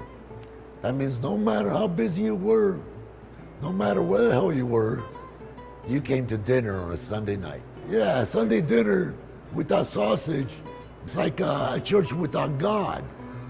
You know, how can you go to church if you don't believe in God? You know, and along with the sausage also became the discussions. That was discussion night. You know, it wasn't a typical family that you sit there and you're quiet, you know, and you don't talk with a mouthful. Oh no, man. Italians talk when they're eating. Italians even talk when they're sleeping. And definitely we talk with our hands. So if we can't express it through our mouth, through our lips, we express it with our hands. So, and that's what sausage is, really. It's an expression, you know, that life is good.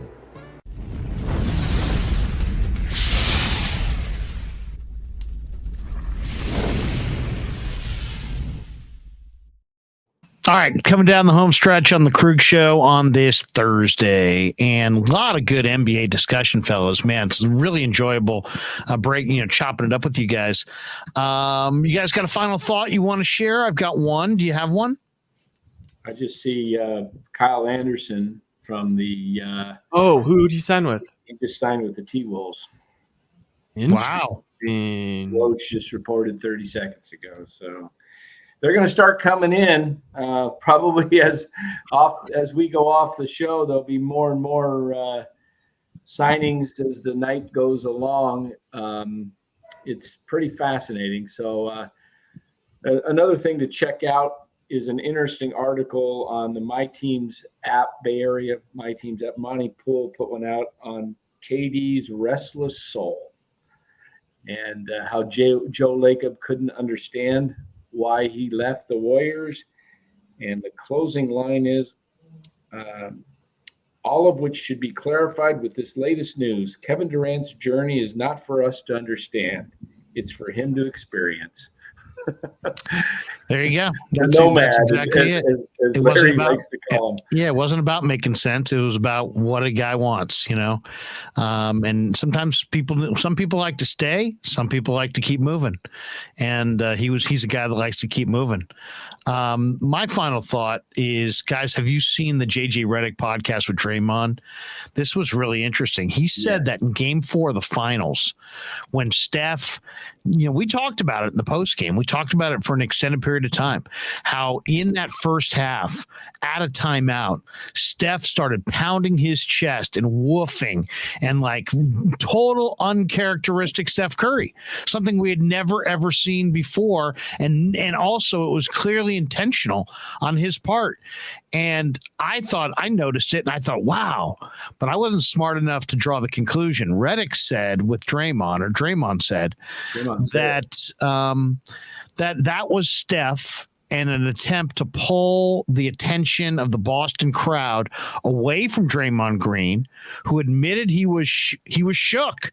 So as I was criticizing, Michael Wilbon for saying Green was shook, Michael, I owe you an apology. Green was shook, and he admitted it. He never thought 21,000 people would be chanting "F you, Draymond." It really, yeah. But I mean, for Steph to do that, to try to pull the attention away from Draymond, to give Draymond some breathing room, just one shows where Steph is. And also it's an amazing maturity by Steph. Also, I just think, to piggyback Jackson J there, I think it's more than just amazing maturity. It's amazing confidence. It's like, I'm so freaking good that I can light everybody up in this place and get everybody to hate me. And I can still block them out and kick ass. And it just shows you what Steph Curry thinks of himself and how much confidence he has. And also what a great teammate he is, knowing that Green's getting roughed up, seeing that it's getting to him and saying, you know what? I'm going to light this place up. I'm going to do something that I don't normally do. I'm going to pound my chest. I'm going to start woofing and barking and getting real boisterous and kind of make the crowd get on me. And I'm going to wear it and carry it because I can. I mean, that's some, that in my mind, guys, that adds another chapter to the Steph Curry lore. Give me your thought. Oh, for sure. 100%. And yeah, I mean, I just loved seeing him really take, I mean, he was pretty like Kobe-esque, MJ-esque that series. Like he was all business, man, just so competitive. And it was just really just awesome to see that, especially from a guy who, I don't know, we all think it was Smiley. I think this just adds, like you said, Larry, to the lore. And Rye, you said it a few weeks ago when we were watching Game 4 after we talked the show that night. You said if the Warriors go on to win this championship, this will be highlighted Game 4 for years. I rewatched it. Like they were down 5 with 7 minutes left. Like it was 5 minutes. They were down 5 with 5 minutes to go, and they were getting killed on free throws. And right. No, Steph took over that game, and those shots, the 3-pointers, and the way he just took over the game. You'll watch that in NBA highlights when there'll be a 30-30 show about this series and about Steph's legacy.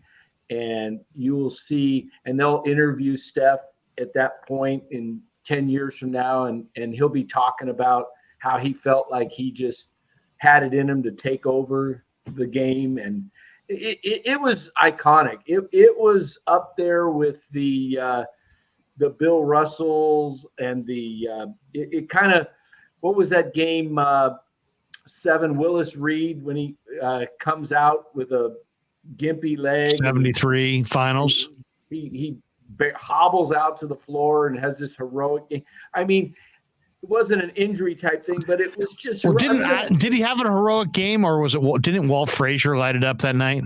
I believe so, but just his presence on the court was what made it. But Steph, the Warriors lose that game.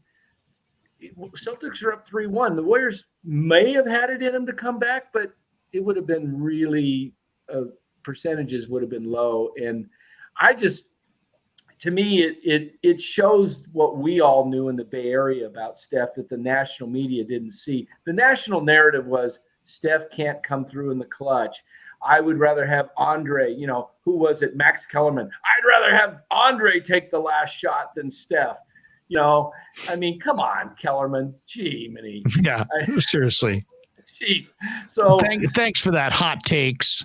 That's hot takes right there. So, I mean, Steph wanted that MVP. He deserved it in 2015. You'll never convince me that he shouldn't have won the MVP when Iguodala did. Never. You can talk to me all day long. I mean, Steph had his imprints, his footprints all over that series in 2015 to win the title. But Andre, because all of a sudden he comes in as this defensive stopper against LeBron, he gets the MVP. But Steph averaged 27, 28. And it was like, you're not going to win that series without Steph. And so it was like, what a perfect year he has. He caps it. He scores 50 in the All-Star game, wins the All-Star MVP, goes on to win the first Kobe Bryant Award for the Western Conference MVP, and then caps off the championship on the parquet floor with the Bill Russell MVP award. It's just classic. Guys, no Kyle Posey today. If people tuning in saying, where was Kyle Posey? Kyle Posey a little under the weather. So we'll do the Kyle Posey live stream tomorrow. That's going to do it for us. Well, and then I have one final thought. I'm going to make my final prediction because I've been messing around with the trade machine this entire time. Yeah. I've settled on what I'm saying is going to happen. This is my prediction, so we can revisit this. Kevin Durant is going to be traded to the Phoenix Suns. The Phoenix Suns are going to have to give up DeAndre Ayton, Cam Johnson, and Miles Bridges. But Cam Johnson and Miles Bridges. But there's a third team involved, and that's the Atlanta Hawks. The Atlanta Hawks are going to be the ones receiving Ayton and Cam Johnson, and the Hawks are going to send to the Nets John Collins, DeAndre Hunter, AJ Griffin, and a pick. So the Nets would wind up with those guys plus what? So I mean, it could get tinkered around. That's just what I put. Collins, Hunter, Bridges. They're getting Collins, Hunter, Bridges, Griffin. And what else? From Phoenix, right? Somebody else from Phoenix. Yeah. And I think the Nets need one more pick. And I don't know, either that pick, I'd say maybe that pick comes from Phoenix and then maybe a Phoenix pick. Phoenix ends up with just KD. Also, maybe, I don't know if whatever the contracts thing ends up working, because you know what? They lost Jay Crowder, so that makes sense. And then the last thing is I think that Kyrie will remain on the Nets during the regular season. And then at the home and road games, I'm sure. And then at the trade deadline, very baseball-esque, he will be traded to the Los Angeles Lakers for Russell Westbrook and the Lakers' sole 2026 first-round pick. Westbrook will get bought out immediately of that contract and go sign with some other team for the vet. Wait a second. This is my prediction as well. Wait. I'm seeing. Wait a second. Wait. Coastal fog, warmer inland. I'm seeing coastal fog tomorrow, warmer inland. Okay, guys. So that means it'll be a little bit cooler on the coast. But if you go inland, it's going to be a tad warmer. All right. So that's my prediction. I think Rye's prediction has about as much chance as inland fog and and 98 cooler on the coast. On the coast, it'd be hotter on the coast. Make you warmer inland. Yeah, definitely warmer inland. All right, awesome stuff. So that's your prediction. We got to have a little wager where KD ends up because I've got 2 tickets to offer to one of you guys to the Giants. What do you got to offer, Rye? Back if I'm right and you're not. Oh, I think I'm going to get the tickets because it's definitely going to be cooler on the coast and warmer inland. You got to go with where's KD? I'm going to say somehow he ends up with the Lakers. I just feel it coming. I don't know why. I just think that. I hope he goes to the Lakers. I'd love to see it. Would you? Love why to see not? Bring it on. It would be a great show. I mean, that would be, the Lakers are always got to have, LeBron wants his circle of guys that he can win a title with. He does not want to get beat out by Curry again. I'm telling you. I think it's going to be, so this is, I agree with Rye. I think he's going to the Suns. All that other crap aside, I think it's KD to the Suns, whatever the particulars are, KD to the Suns, Ayton to the Hawks, and then whoever, Bridges and a bunch of crap to the Hawks. Huh? And then LeBron's. I like that idea with the Hawks, though, because the Hawks do have a ton of freaking assets. Yep. And, if I'm Sean Marks, maybe you could pick off A.J. Griffin, 45% three-point shooter. Man, I'd love to see him at Golden State. With Cam Thomas, and you got some young guys and Ben Simmons. And then I think that, like you're saying, Dan, LeBron's not going to go out without some sort of tampering or some sort of fight. And I think that fight will be getting rid of Westbrook at the trade deadline for Kyrie. They're going to have Kyrie, AD, and LeBron one last showdown, one last rodeo. And I think Kyrie retires after the season. I think that LeBron will go to he'll leave and go to some expansion franchise or something like that. It's gonna be like one more shot. Yeah. Let's see Faith and let's see Buster. Sosha. Faith's in the crate because she was acting. Oh, look at this! Look at Faith's been in the crate. Where's Buster? Buster, come here. What did Faith do to get in the crate? She got in trouble. She was licking her paws and chewing on the carpet and stuff. So I put her in the crate. Buster, right. Come on. Where you at? Come on, buddy. Come on down the hall. There's Buster. Sit. Okay. Look at that dog. It's a great face. There we go, Buster. Say hello to everybody. Hey, look at the camera. They want to see your face. He's like, hey, that's my better side. There we go. All right, Buster. Can you lay down? Lay down. Lay down. He kind of takes your instructions as a suggestion. Yeah. Good. Okay. Good boy. I don't have any treats to give you. Oh, look at that. Mommy's back, and she cleaned everything up and put everything where it belongs. The table no longer is full of Krueg material and all my props that I can just grab. So Ned Clutty, by the way, tomorrow night after Giants White Sox, and yes, Ned will be up late. So Friday night, Ned has said he will be with us.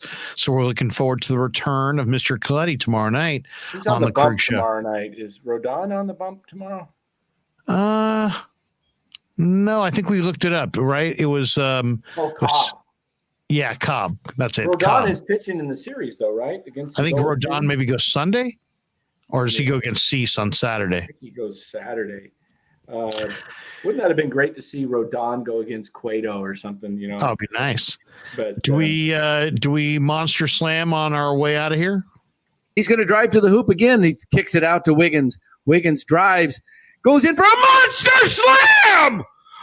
Oh, no, they're calling it an offensive foul. No way. Yeah, never met a man I've been scared of. Careful, you gon' get exactly what you asked for. Careful, whatever you bring me, get it handled. I answer to no one, I don't need